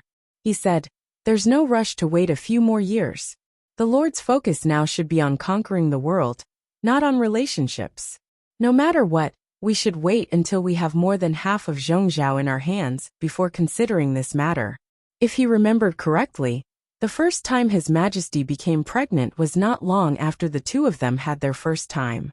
Wei Xi could not possibly take the risk of one night of pleasure and impregnate the other party, which would hinder his hegemony over the world. It was better to cultivate his moral character. To Wei Xi, physical compatibility was indeed wonderful, but it was definitely not as good as spiritual understanding and support. He was reborn to help her ascend the throne, not to drag her down. No one could stop him, not even himself. If anyone dared to obstruct him, Wei Xi would not be lenient, including himself. Feng Zhen was speechless. Zhongzhao? Zhongzhao is not a place that Dongqing or Nanxing can compare to. The Nie family of Zhongzhao is very tricky. Would he only consider having children after taking over half of Zhongzhao's territory? Who knew how many years later that would be? Wei Xi was old and weak. How could he still move? It's true that the Nie family's momentum is swift and violent. They've become the most powerful feudal power in Zhongzhao. But it's only temporary. As long as Nie Liang dies, the outside world can just stir things up a little and watch the internal strife of the Nie clan. Wei Xi revealed a rare gloomy expression. That year, a freak combination of factors allowed Nie Liang to escape from a dead end. But his body has long been damaged by the years and days of poisons. All these years he hasn't properly recuperated. Instead, he stubbornly fought for the power of the Nie clan and led the Nie clan to fight for the world in Zhongzhao. He's digging his own grave. The Nie clan of Zhongzhao was full of talents, but Wei Xi had only taken a liking to 2 people in his 2 lives. One was the ghost genius Nie Liang, and the other was Sun Wen. It wasn't that the others were incapable, but they were too selfish. Even if they had the ability to rule the world, there was nothing to be afraid of. Nie Liang was holding on with his life on the line. Sooner or later, he wouldn't be able to hold on. Sun Wen had also been offended by the Nie clan, and had long been lured to his side by Wei Xi. He wanted to see how the Nie clan, who was obsessed with internal strife, would court disaster. Feng Zhen hesitated. Do you really remember that Zixiao's family and clansmen are all in Zhongzhao, serving the Nie clan? Wei Xi's elder brother, Wei Dan, was Nie Liang's close friend and right-hand man. So what? Wei Xi's eyes were extremely cold. He said, I know which is more important, and which is more important. He didn't know the Wei clan anything. He didn't know them anything in his previous life. And he certainly didn't owe them anything in this life. If he had no choice but to fight with his elder brother because of their positions, he would be more ruthless and let the other party die a happy death. Was he heartless? In Wei Xi's opinion, this was the greatest respect and affection. Feng Zhen could only shrug his shoulders. Since the problem he was worried about didn't exist, he didn't want to get involved. Wei Xi was still a very reliable person. Feng Zhen didn't deliberately hide this move from Jiang Pingji. She heard about it the next day and was instantly overjoyed. Zixia is really a clown. This move is simply too flashy. Is he suspecting that Zixiao isn't capable? Wei Xi was by Jiang Pingji's side. Hearing his lord's unbridled laughter, he suddenly felt tired. Zixia's suspicions aren't without reason. Let him be. But I know you can do it. If you can't, don't you still have me? Jiang Pingji wrapped her arms around Wei Xi's neck from behind. She smiled and whispered in his ear. Speaking of which, he's already suspecting that you can't do it. As a man, isn't Zixiao tempted at all? Wei Si's ears turned red. He pursed his lips and didn't speak. Did she think that he copied thousands of copies of the heart-calming incantation for nothing? Jiang Pingji saw that he didn't respond and laughed. But I'm tempted. Wei Si was speechless. His lord. Could she not be so flirtatious? To prevent himself from getting burned, Wei Si hurriedly found a lame excuse and left. Jiang Pingji whistled like a hooligan. She was in an unprecedentedly good mood. Who said that you can escape from the palm of my hand? Regardless of whether it was her enemy or her prey, no one could escape.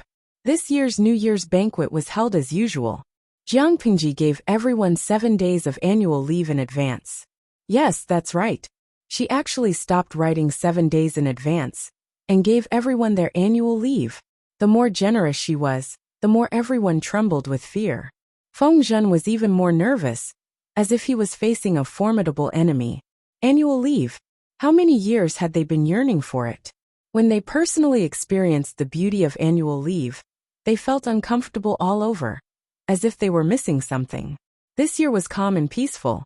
The development of the various provinces was on the right track. One by one, the shadows of war were lifted from the ground, revealing a scene that could only be seen in a prosperous and flourishing age. As the creator of everything, Jiang Pingji's sense of achievement and satisfaction was self-evident. The New Year's banquet was held as usual. She was in a good mood and gave out big red packets to all the little kids who came to pay their New Year's greetings. When these children grow up, the world will definitely be a different scene. After all, Lu Shi was an ordinary person. It was already a long life for this body to live for 70 or 80 years. Jiang Pingji could only entrust the future to the group of children in front of her, who were full of vigor and hope. Qiguan Rang glanced at Wei Si and sneered. We still lack a young lord. Without a young lord, no matter how many people there were in the new generation, it would be a waste. If the hard work of the previous generation could not be passed on to the next generation, wouldn't it be a waste of effort for others? Jiang Pingji was a little tipsy. There will be. She only hoped. Chapter 1431. After the New Year's banquet, everyone went back to the manor to stay up. According to previous year's practice, Jiang Pingji would either go back to sleep alone or stay up with Lu Zhao. This year was slightly different. Lu Shi and Gu Zhen were both there. As their daughter, she should accompany them. However, Jiang Pingji and Lu Shi had already laid their cards on the table.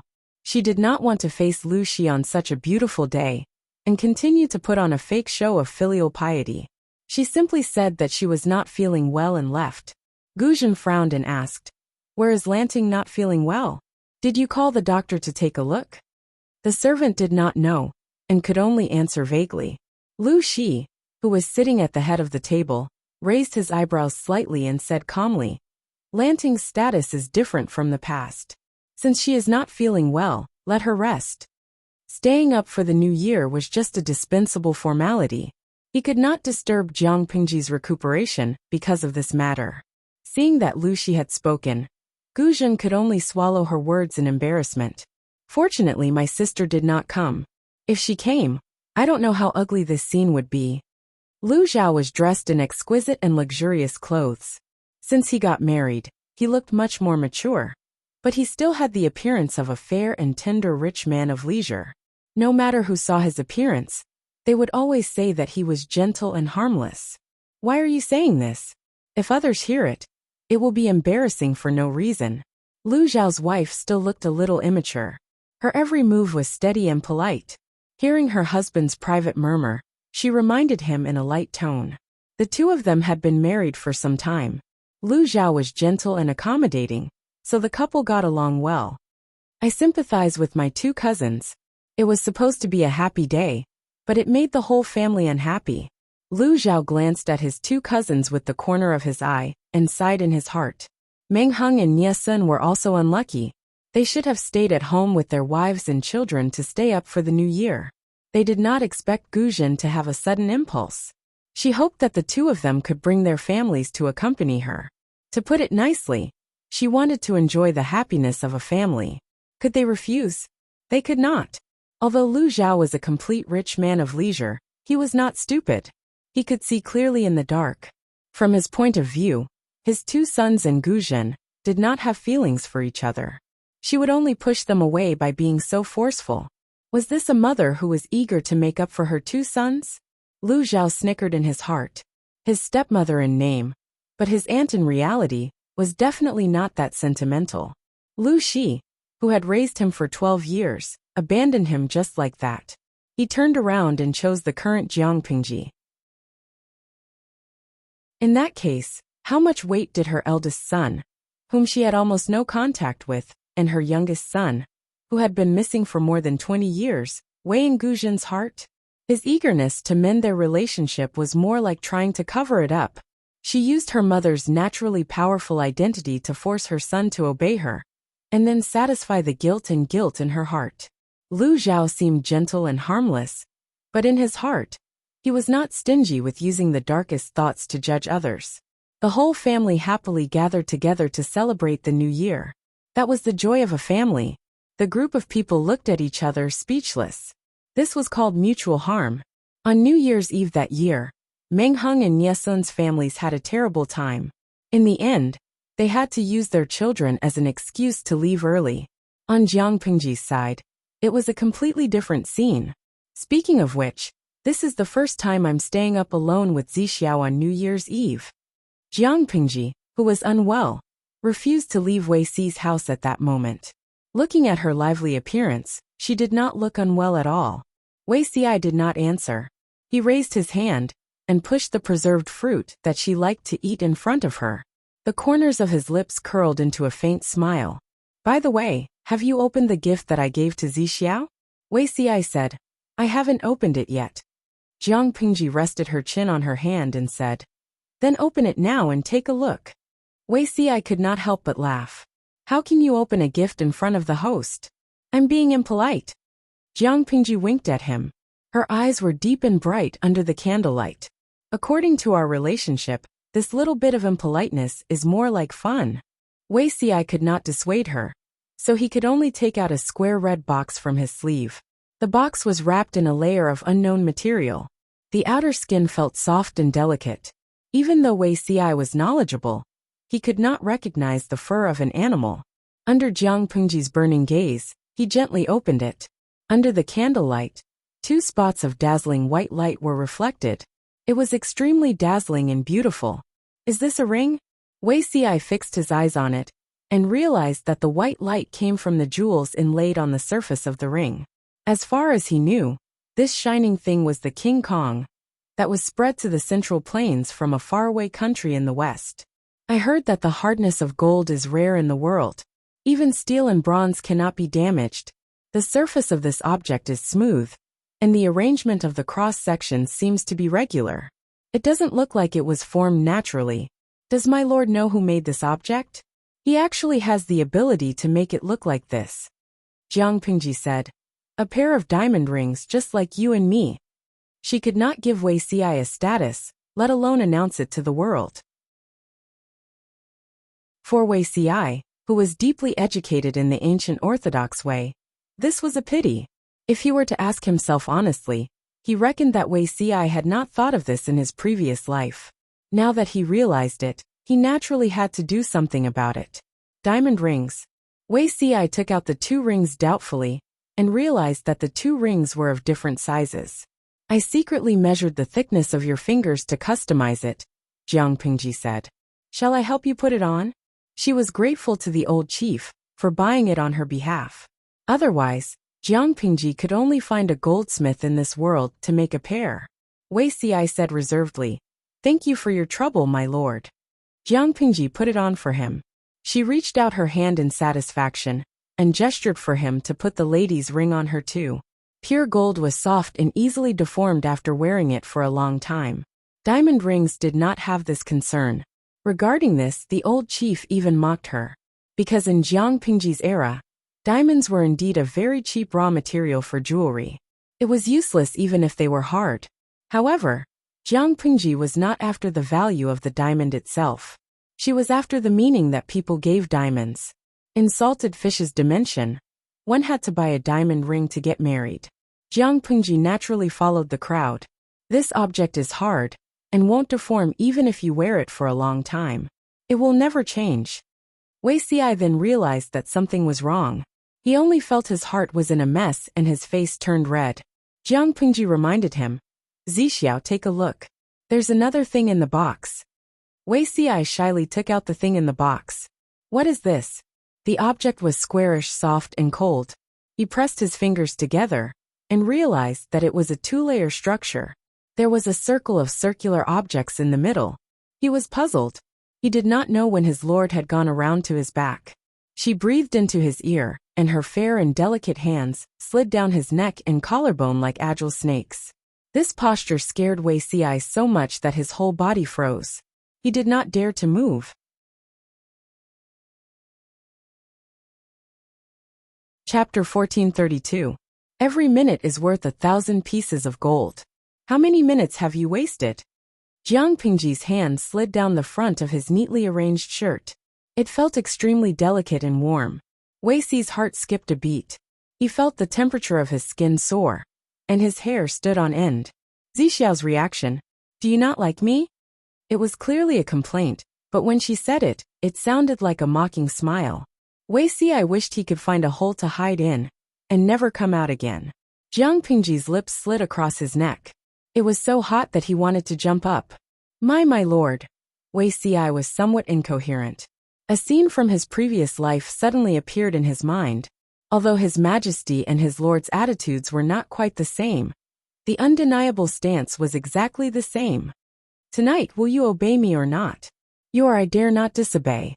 Jiang Pengji leaned on his neck and teased him with a smile. "Although I have no experience in matters between men and women, I know a thing or two and have some insights. Zixiao had a son and a daughter in his previous life. Could it be that he was still an inexperienced child? Such a scene, could it be that you have very little experience?" Wei Xi's face turned red. It was not because he was shy, but because he could not be tough in front of his lord. "My lord, please don't tease me." After Wei Xi finished speaking, his entire body was as red as a cooked prawn. His following words were inaudible. If Jiang Pengji did not have extraordinary hearing, she would have missed it. "You should also take pity on me. It's not a good feeling to take a cold bath on New Year's Eve." Jiang Pengji smiled and said, "Since it's uncomfortable, why not let nature take its course?" Wei Xi coughed softly and prepared to get up with great self-control. In his previous life, he would not have dared to do so. From a certain point of view, was this considered being arrogant because he was favored? Jiang Pengji would not let him have his way. She held his neck with one hand, turned over, and pressed his head down. Half of her body leaned on him. He could not break free even if he wanted to, so he might as well lie down and be a salted fish. "Zixiao." She leaned over and whispered in his ear. "I heard that a husband and wife can use sheep intestines and fish bladder as a contraceptive, but it's not safe and clean. I'm trying to empathize with your filial piety, so I specially found another substitute. This is much better than sheep intestines and fish bladder. It's safe and effective." Wei Xi was in a daze. He suddenly understood what the square-shaped thing in his hand was. He wanted to throw them away as if they were scalding hot. But Jiang Pengji was faster and held his fingers instead. Jiang Pengji asked him proudly, "Now you have no reason to object, right?" While Wei Xi was embarrassed, his breathing became heavy. He asked Jiang Pengji in a slightly hoarse voice, "What does my lord intend to do?"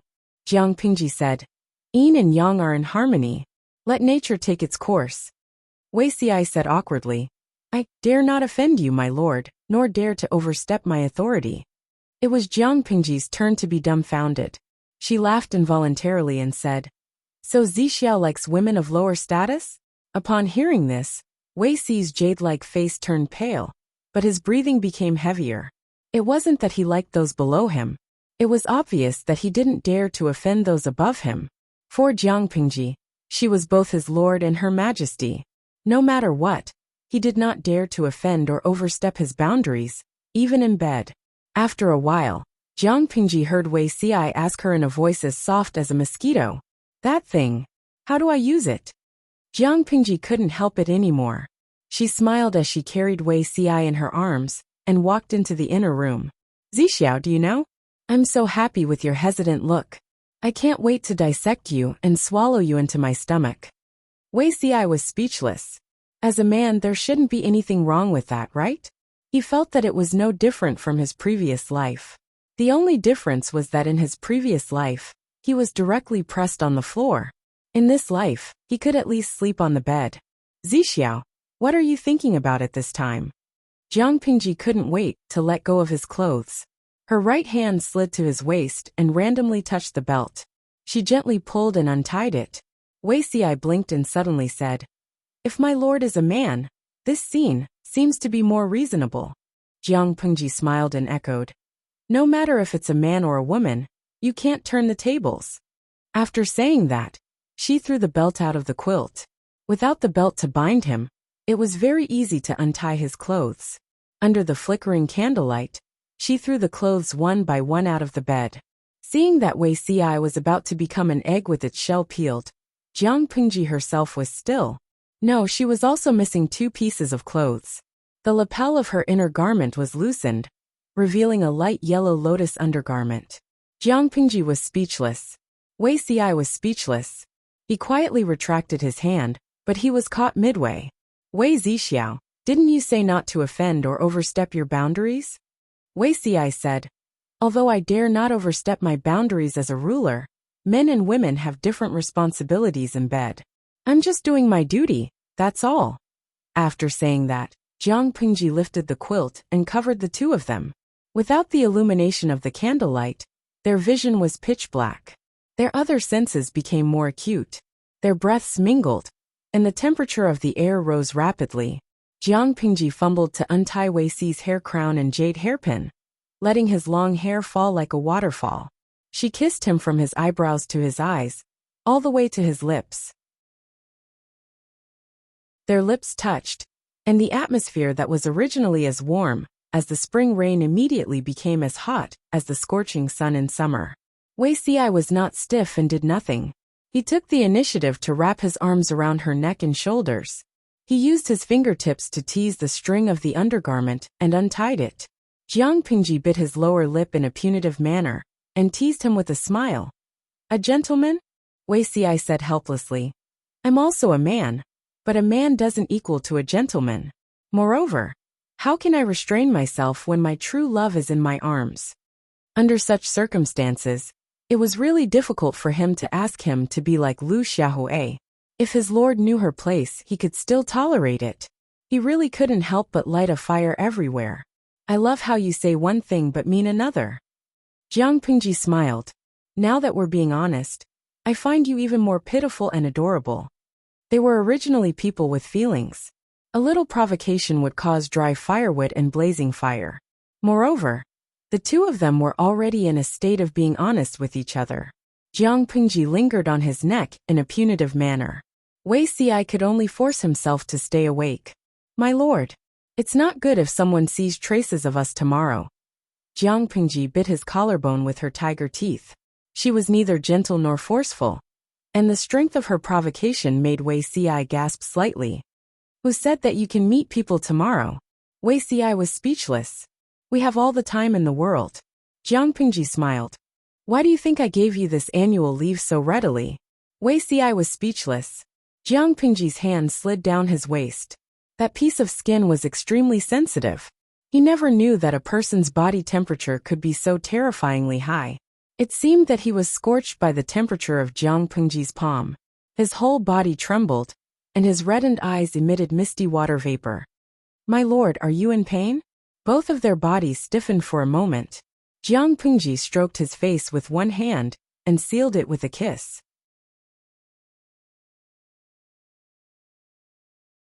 Chapter 1433. The frog soup that had been cooking for 10 years was finally ready. Jiang Pingji naturally would not let Wei Xiai go easily. Wei Xiai was also a young man. He looked slender and weak, but he was a man after all. Naturally, his situation was not bad. The 2 of them fooled around for the whole night. It was not until the sky turned white that the activity in the bedroom gradually stopped. It's day or rest. I want to sleep until I wake up naturally. Don't wake me up. Jiang Pingji hugged Wei Si's neck with both hands and yawned slightly sleepily. 2 drops of physiological tears squeezed out from the corners of her eyes. Why don't I ask someone to prepare hot water for a bath? Jiang Pingji muttered. We'll talk about it when I wake up. Sleep first. Like an octopus, she confined him in her arms. She closed her eyes and rested her head on his shoulder, finding a comfortable position. Wei Si tilted his head slightly. With the faint morning light that penetrated through the paper window, he could barely see her face clearly. When he saw that her lips were slightly red and swollen, her shoulders that were exposed outside the brocade quilt were dotted with hickeys and finger marks. He suddenly blushed. Wei Si raised his hand and pulled up the brocade quilt to cover the traces that would provoke wild and fanciful thoughts. They slept facing each other and soon fell asleep. When Jiang Pingji woke up, it was almost 1:45 in the afternoon. Wei Si was still sound asleep. Jiang Pingji did not wake him. She reached out and grabbed the clothes that were scattered beside the bed and casually draped them over her shoulders. Perhaps because of the loud noise, Wei Si woke up not long after. He saw the back of Jiang Pingji sitting beside the bed and dressing. Aren't you going to sleep a little longer? Jiang Pingji asked. Wei Si coughed and said, I should ask someone to prepare something.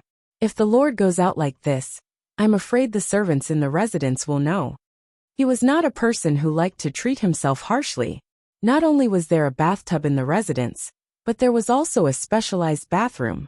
To put it bluntly, it was a relatively large hot spring pool.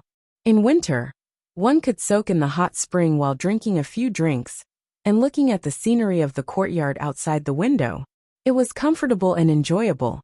Jiang Pingji lay lazily beside the bathtub with her eyes half closed. The steam made her skin fair and rosy. It made one's blood boil. Wei Si wanted to wash up in the bathtub behind the screen. He had just moved half a step when she opened her eyes. There was a hint of threat in her eyes. Seeing that Wei Si had stopped, Jiang Pingji closed her eyes lazily and muttered, My hair is wet, it's uncomfortable. After a while, she realized that Wei Si had brought a wooden basin filled with clean hot water. He scooped up her long hair from the water. Jiang Pingji would trim her hair regularly, but her hair was still very long. It took some time and effort to wash it. When she woke up in a daze, she found herself leaning on Wei Si's knee. Her long hair was washed clean, and a pair of slender hands was carefully wiping her damp hair with a dry cloth. Seeing that she had woken up, Wei Si coiled up her long hair and fixed it with a hairpin. Jiang Pingji smiled as she extended her hand and slid it from his shoulder to his neck. Her fingertips hooked onto his Adam's apple. You've already washed my hair. Why don't you pack my bath too? This shouldn't be considered overstepping my boundaries, right? Wei Si. By the time the two of them were done fooling around, an hour had already passed. Jiang Pingji took the clothes off the hanger and compared them. She realized that the clothes were made according to her body shape. Zixiao is really a classic example of one who says one thing, but means another. Jiang Pingji leaned on the screen and peeked at Wei Si putting on the clothes one by one. Her gaze was filled with undisguised admiration. What's wrong with Si? How can there be undergarments suitable for me in your residence? There are no women in your residence. If they weren't prepared for me, were they prepared for yourself? Jiang Pingji smiled and squinted her eyes. If this isn't one thing, then what is? Si is also a man. How can I not be moved by a woman I admire? Wei Si was silent for a while before he spoke. Moreover, my lord often stays in the residence. I have to prepare a few sets of clothes in case of emergencies. If I can make my lord smile like this, then my preparations won't be in vain. Jiang Pingji complained. I keep feeling that Zixiao has unlocked an incredible seal. He was much bolder than before. He didn't look so restrained. Was he ready to let go of himself? It turned out that only Jiang Pingji could let go of herself. Wei Si was still the same Wei Si. A thick layer of snow hung on the short pine tree in the courtyard. Jiang Pingji sat by the window. There was a fire in the stove next to her, so she didn't feel cold. Wei Si asked the kitchen to prepare a sumptuous meal and warm wine. After eating and drinking to her heart's content, Jiang Pingji's eyes were half closed. She folded her hands behind her head. Her black hair spread out like a waterfall. I haven't been so free in a long time. Without official documents and worldly matters, I'm not used to it. How did Zixiao spend his time before he became an official? Jiang Pingji asked. If he had nothing to do, it would be boring to sit around. Don't you think so? Wei Xi said. Tea, wine, music, chess, calligraphy and painting can kill time. Or I can go out to visit friends and attend banquets. Jiang Pingji said. It sounds quite rich. I don't think I've heard Zixiao play the zither. Wei Xi took a zither and burned some incense to clean his hands. He sat upright and said, What would you like to hear, my lord? You can even play some songs? Jiang Pingji asked with interest. How about a phoenix looking for a phoenix? Wei Xi's cheeks were slightly red, but he did not object. The music was lingering, charming and refreshing. Even if Jiang Pingji did not understand music, she could feel the burning emotions conveyed by the music. There's a beauty that I can't forget when I see her. Not seeing her for a day, I go crazy thinking about her. If there's such a beauty in the world, she must look like Zixiao. Jiang Pingji did not know how to play the zither, but she had a photographic memory and could recite. Not only could she recite, but she also knew how to flirt with Wei Xi. Wei Xi could not help but laugh. He chose a few ancient songs with fresh and lively rhythms. Jiang Pingji squinted her eyes for a while, and suddenly remembered what was missing. She had forgotten to turn on the streaming room today.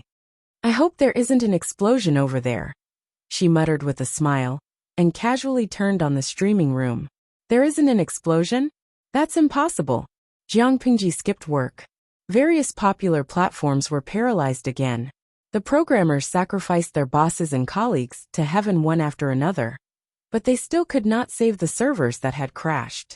It was said that many programmers had secretly begun to worship Jiang Pingji. They did not ask for anything else. They only hoped that she would diligently and earnestly stream every day. Even if she had to stop streaming for a few days, she would inform them in advance. They really could not take it if she did it every few days. 5 million salted fish flooded in quickly. In a second, there was no space left. All kinds of bullet screens flooded towards Jiang Pingji. Through the bullet screens, Jiang Pingji could also feel the salted fish's worry, fear, and pitiful emotions. Until a certain salted fish found something fishy. Yuzatong. Streamer, your neck. Was it bitten by a bug? She bit her handkerchief and cried. Tell me this isn't a hickey, right? Jiang Pingji took out a bronze mirror and looked at it. She raised her eyebrows slightly, but she did not hide it. They were all adults. Straightforward people did not resort to insinuations.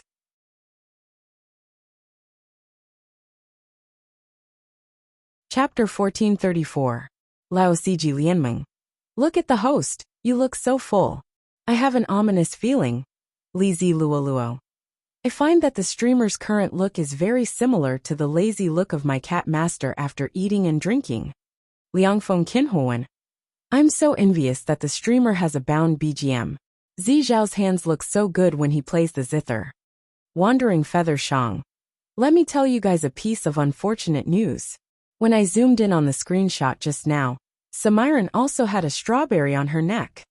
Hanyan Ningmeng. Host, be honest. Did you bully Zixiao QAQ?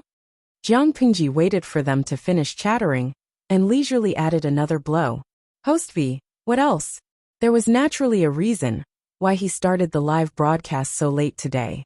The group of salted fishes suffered critical damage. Heartache, falling out of love twice in one day.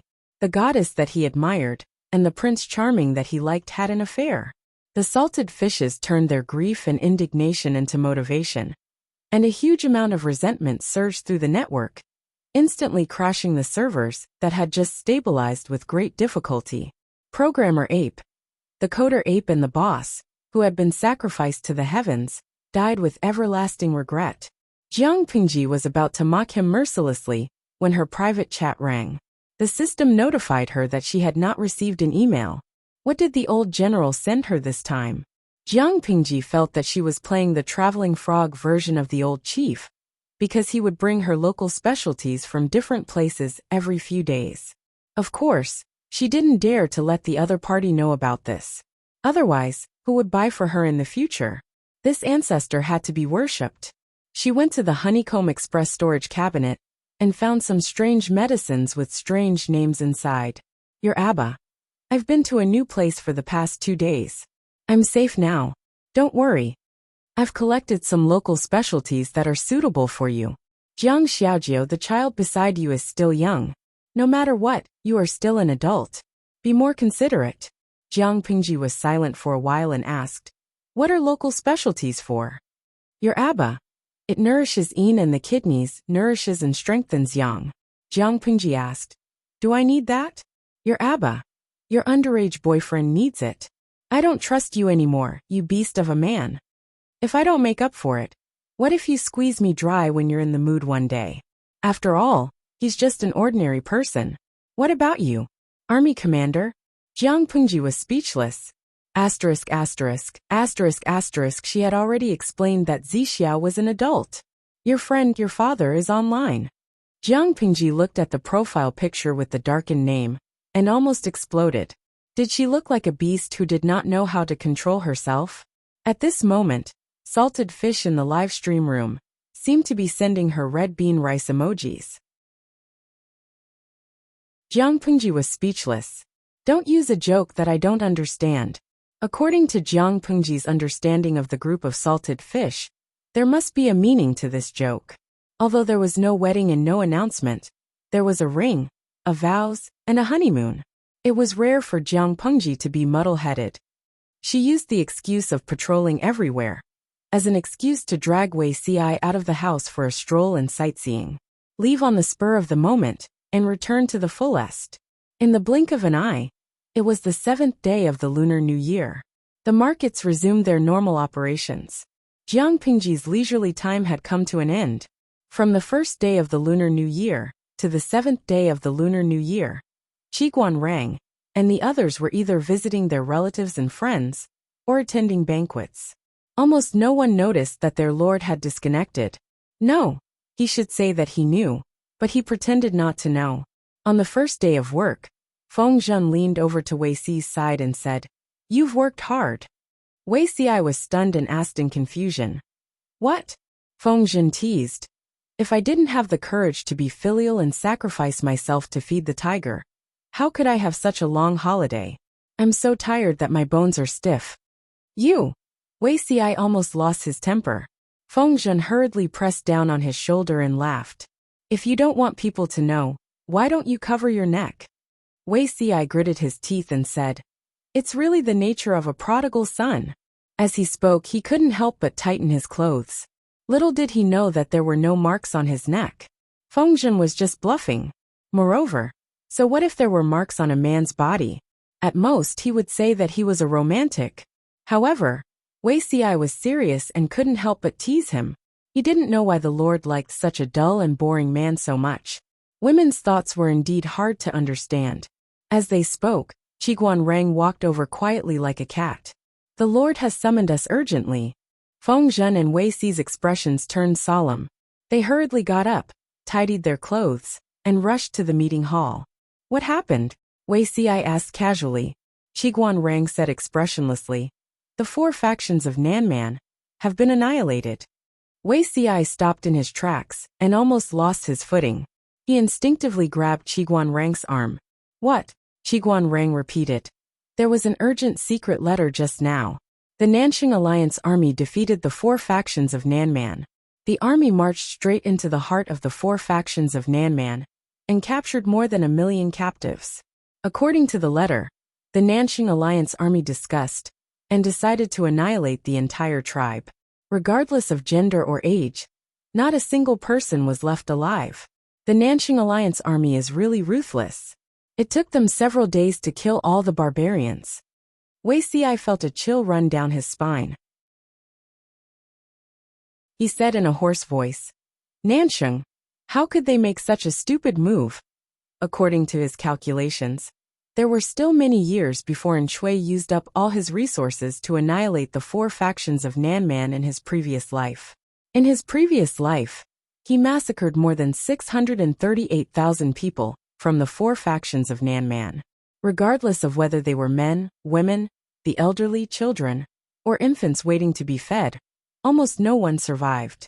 In this life, it was even more tragic. There were more than 1 million of them. Was the Nanxing Alliance army crazy? The 4 factions of Nanman had extraordinary combat power. There were more than 1 million of them. How could they let the Alliance army win so easily? Qiguan Rang said. The heavens did not grant them their wish.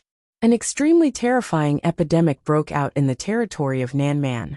There were countless deaths and injuries. There was not even 1/10 of the young fighting power left.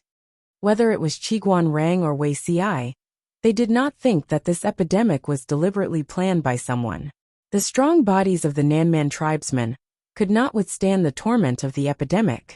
At first they could still hold on, but as time went on, there were countless deaths and injuries. It was said that at its worst, more than 10,000 young men died in a day. Wei Ci asked, Epidemic? What about the Alliance army? When the 2 armies fought, the 4 factions of Nanman suffered. There was no reason for the Alliance army to stay out of it. The Alliance army also suffered casualties, but the situation was much better than the 4 factions of Nanman. Qiguan Rang said, the 4 factions of Nanman were filled with miasma, and the temperature was hot and humid. It was not conducive to recuperation, so the epidemic was naturally more serious. At least the Alliance army had medicinal herbs and military doctors. The illness could be controlled. Wei Ci was so shocked that his mind went blank. It was as if he had been pulled back to the scene of his previous life. More than 638,000 people died in one place. Some were buried alive, and some were beheaded. It was as if the entire sky was dyed red by their blood. People were not plants, and their hearts were not made of stone. One could imagine Wei Ci's feelings at that time. Fengzhen frowned and asked, Why did my lord summon us? Qiguan Rang laughed coldly and asked, The 4 factions of Nanman were destroyed. Can we give Nanxing a chance to breathe?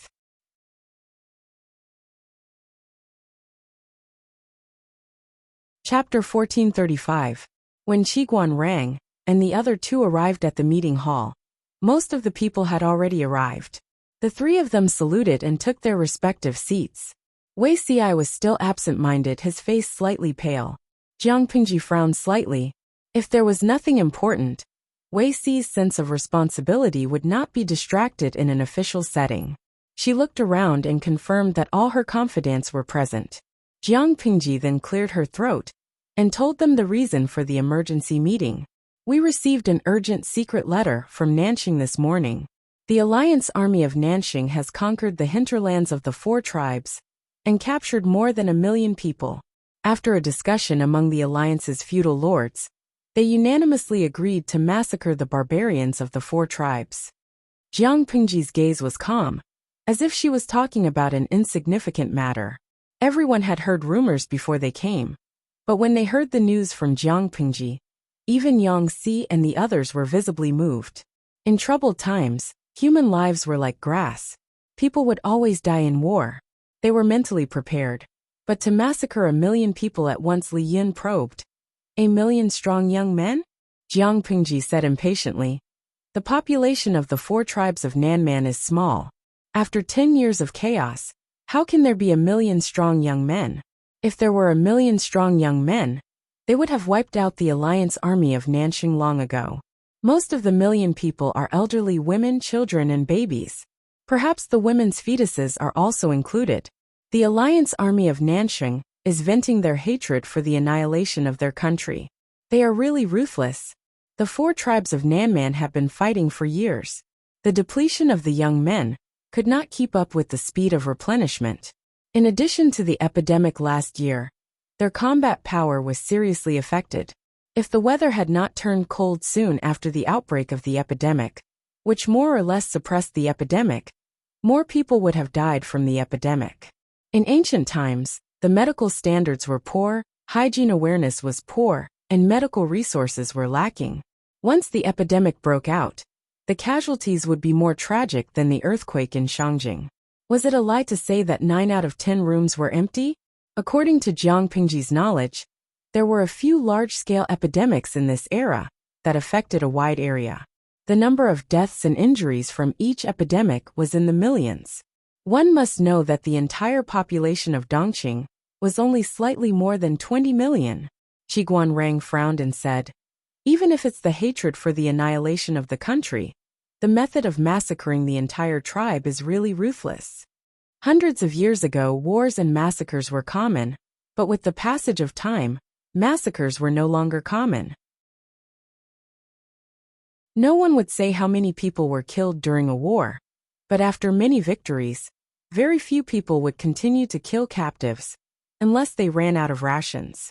Under normal circumstances, the victorious side would demote the defeated captives into slavery and sell them as human slaves, or use them as cheap labor. Most of the captives mentioned above referred to soldiers who had participated in the war, but had been defeated. However, the captives that the Nanqing alliance had slaughtered were mostly the elderly, the weak, women and children. Don't say who is ruthless. In my opinion, the Nanqing alliance and the 4 factions of Nanman are jackals of the same tribe. Jiang Pingji snorted and said, when the 4 factions of Nanman massacred the people of Nanqing, I didn't see them show any mercy. Similarly, in the early days of Nanqing's establishment, in order to prevent Nanman from rebelling, they captured hundreds of thousands of Nanman tribesmen to be forced into servitude as soldiers. More than 200,000 died of exhaustion, and in battle, Nanqing also claimed to be the suzerain of the 4 tribes of Nanman. They used their powerful troops to force the other side to pay tribute. They collected 9 out of 10 taxes, and sent troops to suppress them several times. They slaughtered no less than 100,000 Nanman people. This is all bad debt. In the early days of Nanqing's establishment, how many gentry relied on the blood of the 4 tribes of Nanman to enrich their own pockets? They forcibly captured them as slaves, and gave them the least amount of food to do the heaviest work. They didn't treat them as humans, but as beasts that could talk. Wasn't the hatred that the 4 tribes of Nanman had for Nanqing also forced out by these people? After the 4 tribes of Nanman became powerful, they destroyed Nanqing. The feudal lords of Nanqing then joined forces to counterattack Nanman until they decided to slaughter millions of people and exterminate their entire tribe. I don't mind exterminating an entire tribe, but don't use the righteous banner of revenge. Do you really think that you are so clean? Among the feudal lords of Nanqing's alliance, how many of their ancestors had enjoyed the sweetness of the blood of the 4 tribes of Nanman? Jiang Pingji felt that this group of people was also interesting. They were very good at using double standards. War was war. Murder was murder. Extermination of an entire tribe was extermination of an entire tribe. Stop finding messy excuses to whitewash peace. Those who kill should be prepared to be killed. Seeing that Jiang Pingji's words were getting more and more out of line, Qi Guanrang and Wei Ci coughed in unison. The 2 of them looked at each other from a distance, and quickly looked away. Jiang Pingji rubbed her head. She had no choice but to stop talking and deal with the content vaguely. It wasn't that she was afraid. It was just that the trivial matter between Nanqing and Nanman was not the main topic of today's discussion. There was no need to waste time. Nanqing is our neighbor, and Zhangzhou is ruled by Yang Tao, the feudal lord of Nanqing. If Yang Tao is ambitious, Zhe, Hu, and Hu counties will be easily lost without the protection of natural barriers. My lord has to be on guard. Yang Si stood up and changed the topic. If Nanqing is not threatened by external aggression, it will only take 3 to 5 years of recuperation to recover its strength. When that time comes, it will become a great threat. In my opinion, we need to make countermeasures as soon as possible. This wasn't taking advantage of the situation, it was taking preventive measures. Who asked Yang Tao to occupy Zhangzhou? Zhangzhou was a great hidden danger to Zhe County, Hu County and Hu County, because there were no safe natural barriers. If Yang Tao sent his troops from Zhangzhou, it would be extremely difficult to defend these 3 places. Who would feel at ease? Unfortunately, the 3 counties were more fertile places under Jiang Pingji's rule. Hu County was a large producer of grain. Once it was lost, the loss could be said to be fatal. Anyway, Nanqing had already destroyed Nanman. If Jiang Pingji chose this time to send her troops, the world could not blame her. Jingrong's worries are exactly what I'm worried about, Jiang Pingji said. Regarding this, Do you have any opinions? Even if Jiang Pengji's god-slaying sword was already unbearably thirsty, she still had to go through the necessary procedures. War was not something that could be fought on a whim. Before fighting, she had to rack her brains to find a proper excuse. She could not possibly say, "I suspect that Yang Tao will beat me in the future, so I want to strangle him now." Could she? She and Yang Tao were not considered friends, but they were not enemies either. They had even worked together twice. It seemed like there was no reason for them to have a conflict. Jiang Pingji had an excuse, but she needed her subordinates to cooperate with her to dig up old scores. Feng Zhen was quick-witted and understood. An excuse to start a war? Coincidentally, there was one. Last year, when his lord dealt with Madame Tao played a suffocating trick in an attempt to incur enmity between her and Yang Tao. However, this matter was suppressed by his lord. Yang Tao was also busy with the battlefield in Nansheng, so he did not give any response. Feng Zhen's mood changed, and he immediately had an idea. While Jiang Pingji was sharpening her sword, Yang Tao, who was far away in Nansheng, was completely unaware. Not only that, but he had also fallen slightly ill. After a few days, he had lost a lot of weight. As Yang Tao's close friend, Yan Lin naturally knew where the root of the illness was. To put it bluntly, Yang Tao was still too kind.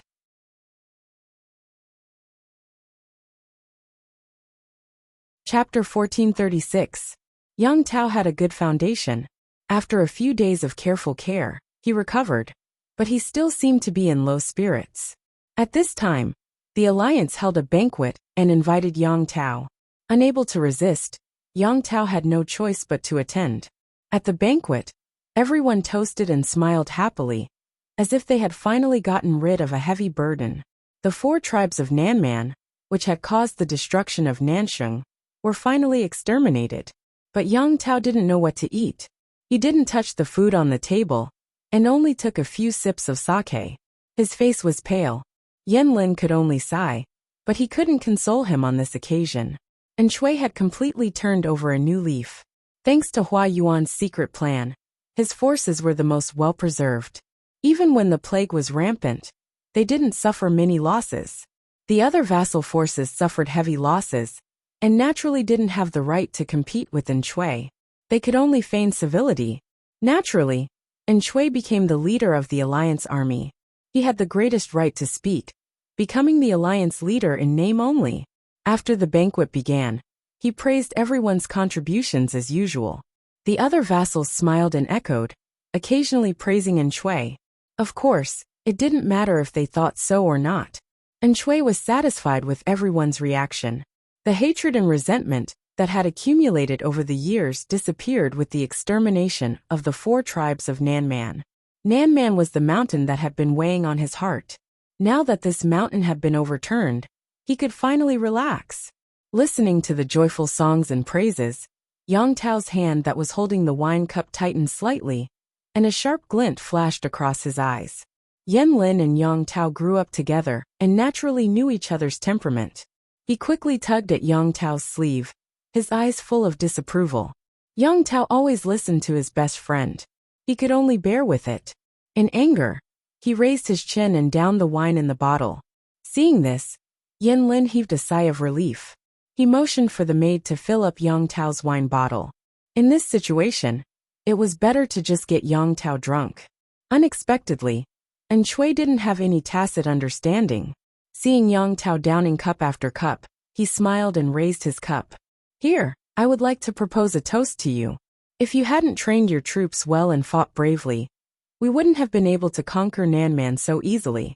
Then Shui's strategist, Hua Yuan, also smiled and flattered him. Hearing Hua Yuan's words, Yang Tao, who had been drinking his sorrows, exploded like a firecracker. He snorted coldly, and suddenly threw the golden bronze wine goblet at Hua Yuan. If Hua Yuan had not subconsciously tilted his head to avoid it, the wine goblet would have definitely smashed into his face. Everyone was startled by this turn of events.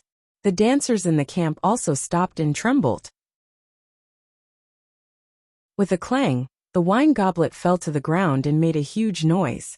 Hua Yuan was able to avoid the wine bottle, but the sake in the wine bottle was not so easy to avoid. Hua Yuan's wine was splashed. Yang Tao stood up angrily, gritted his teeth and said, "What qualifications do you have to mention my father? You've insulted his wisdom." The crowd was stunned again. Hua Yuan had not said anything bad about Yang Jian just now. Instead, he had praised Yang Jian for teaching his son well. Like father, like son. Why was Yang Tao so angry? Hua Yuan raised his hand to wipe the wine off his face. He stood up and bowed in apology, but Yang Tao did not appreciate it at all. And Shui felt a little embarrassed, but he had to intervene. He muttered to himself, "What's wrong with Yang Tao?" Yang Tao did not give Shui any face. He mocked Hua Yuan. "I'm ashamed to be associated with animals." And Shui's face turned green when he heard this. Hua Yuan was his right-hand man. What did Yang Tao mean by calling him an animal in front of him? Hua Yuan did not get angry. Instead, his lips curled into a mocking smile. Yan Lin's heart sank when he saw this. Yang Tao flicked his sleeves and left. Yan Lin followed closely behind, leaving behind a group of confused vassals. Outside the tent, a cold wind blew, cooling his burning chest a little. His anger also subsided a little. "My lord." Yan Lin stood behind him and called out softly. Yang Tao's face paled. He lowered his head and said dejectedly, "Xiaoyang, do you think I did something wrong?" "I was impulsive," Yan Lin said calmly. "You are a noble vassal.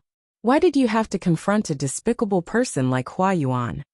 Yang Tao pursed his lips and said stubbornly, "I couldn't control my anger when I heard him speak." Yan Lin asked him, "Are you happy now, my lord?" Yang Tao said, "Xiaoyang, let's rest for a few days and leave. I don't want to stay in this foul place any longer." Yan Lin sighed. "If we leave now, we will suffer great losses. War was a money-burning job. When could they make money? When could they divide the spoils of war?" The 4 tribes of Nanman had destroyed Nanxing. They had looted and killed along the way. Over the years, they had looted countless treasures. If they left now, they would be giving up on the spoils that Yang Tao deserved. Yang Tao knew that he was being impulsive. He said, "But I don't want to see these people's faces anymore." Yan Lin said, "If that's the case, then you can continue to claim that you are sick. I will take care of the rest." Yan Lin couldn't blame his friend for being so stubborn. He didn't like Hua Yuan either. The alliance had conquered the 4 tribes of Nanman and captured millions of people. These were all spoils of war. They could divide them up after a while. They didn't expect Hua Yuan to stand up and make a speech, which aroused the hatred of the alliance towards Nanman. He suggested to exterminate the 4 tribes of Nanman. And Shui strongly supported it. Many of the wavering feudal lords were also won over. Only Yang Tao insisted on opposing it. Kill what? Killing the prisoners of war was one thing. But why kill the old, weak, sick and disabled? However, Yang Tao was from Dongqing. He didn't have much say in the alliance, so he couldn't stop it. If that was the case, Yang Tao wouldn't be so disgusted with Hua Yuan, who asked Hua Yuan to do 2 heinous things. Hua Yuan ordered his men to gather the babies of Nanman, throw them to death, and strangle them one by one. How much hatred and resentment did they have? The other matter was also the root cause of Yang Tao's small illness, which was also the knot in his heart. The alliance took several days to conquer the 4 tribes of Nanman and captured millions of people of all ages. Among the captives, there were men and women old and young. Other than the Nanman people, there were also tens of thousands of Nanxing women. These women were captured by the 4 tribes of Nanman to be used as captives to vent their lust and reproduce. These women suffered inhumane torture here. Those who were in better health gave birth to one child after another. Those who were in poor health didn't even last a month or 2. Many even died in childbirth. When the alliance arrived, many of the women were pregnant. Hearing that the alliance had arrived, they cried tears of joy. Who knew that what awaited them was another nightmare? The alliance ordered the slaughter of Nanman. The children in their wombs naturally belonged to Nanman. What should we do with them? Hua Yuan or Galin sneered and said, "Take them down. If we can't, cut them open and take them out." There were no abortion pills in the army.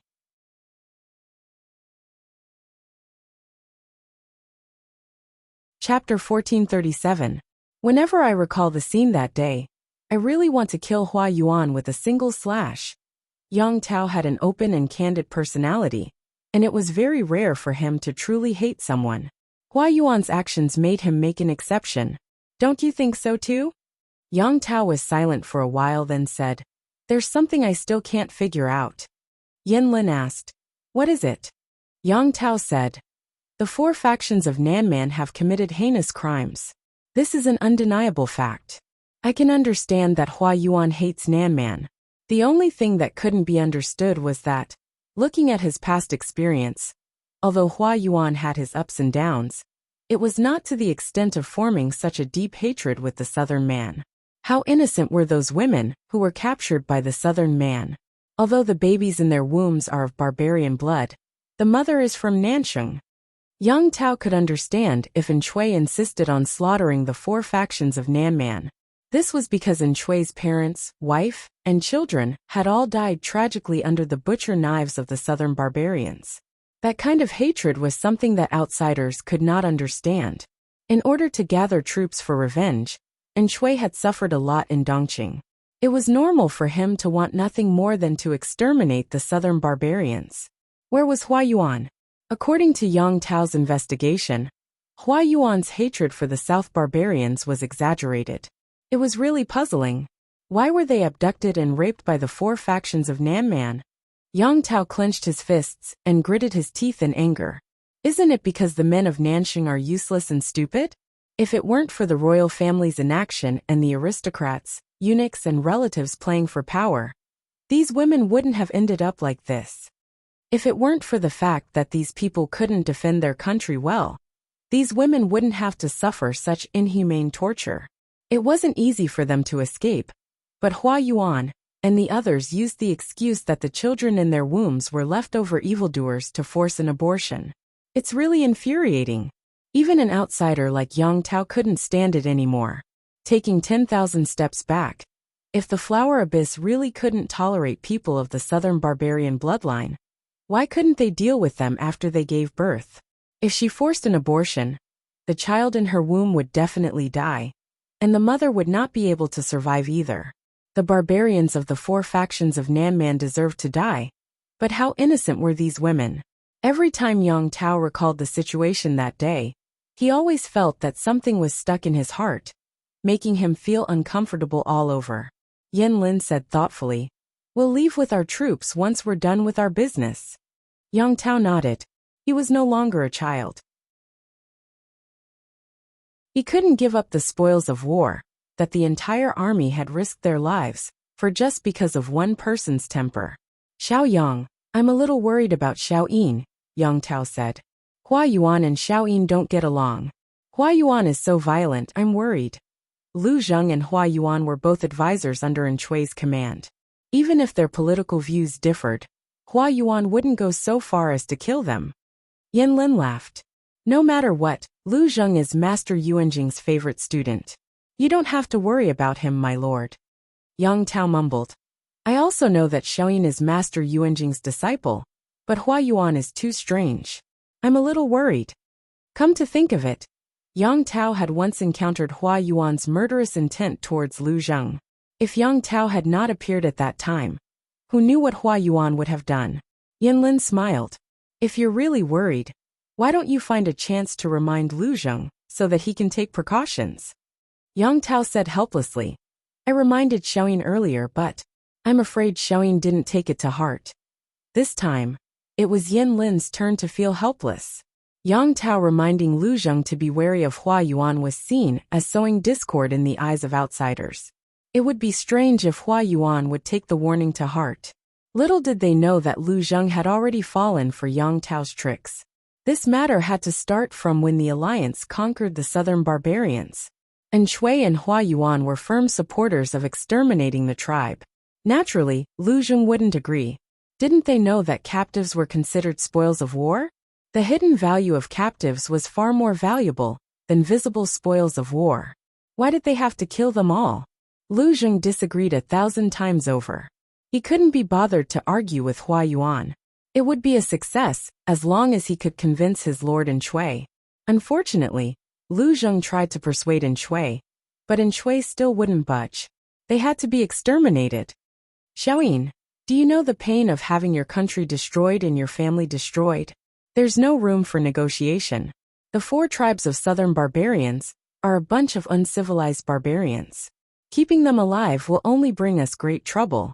And Shui was born into an aristocratic family, so he naturally believed in bloodlines. The evil of the 4 tribes of southern barbarians was innate. If he let the captives go, they would definitely come back. It was better to eliminate them once and for all. To this day, Shui still remembered how those barbarians had barged into his house, how they had raped his wife and daughter to death. Even his infant son, who was still in swaddling clothes, had not been able to escape. Instead, he had been thrown to the ground and trampled on by the beasts. His elderly parents had lost their dignity, thrown to the ground by the hair and dragged to their deaths. His wife, concubines, and servants, none of them had been spared. The first half of Shui's life was comfortable and happy, but when disaster struck, he would suffer. Lu Zheng's motive was profit. After weighing the pros and cons, he chose to keep the captives. Shui knew what he was thinking. However, Shui didn't need these benefits. He only wanted the 4 tribes of southern barbarians to pay the heaviest price for their bloody deeds. Exterminating the southern barbarians was Shui's motivation for living. It was also an important mission that he had to complete for the rest of his life. No one could persuade him otherwise. Therefore, Shui stood his ground and handed the extermination of the tribe to Hua Yuan. He knew that Hua Yuan was of the same mind as him. Lu Zheng was extremely disappointed. He didn't pay attention to his surroundings on his way back. Halfway there, a black shadow suddenly dragged him into a nearby tent. This person was terrifyingly strong. No matter how Lu Zheng struggled, he couldn't break free from the other party's grip. The other party covered his mouth and nose with one hand and strangled his neck with the other. The force was so strong that it seemed like it was going to break his neck. Lu Zheng struggled with all his might and finally saw the person's face. It was Hua Yuan.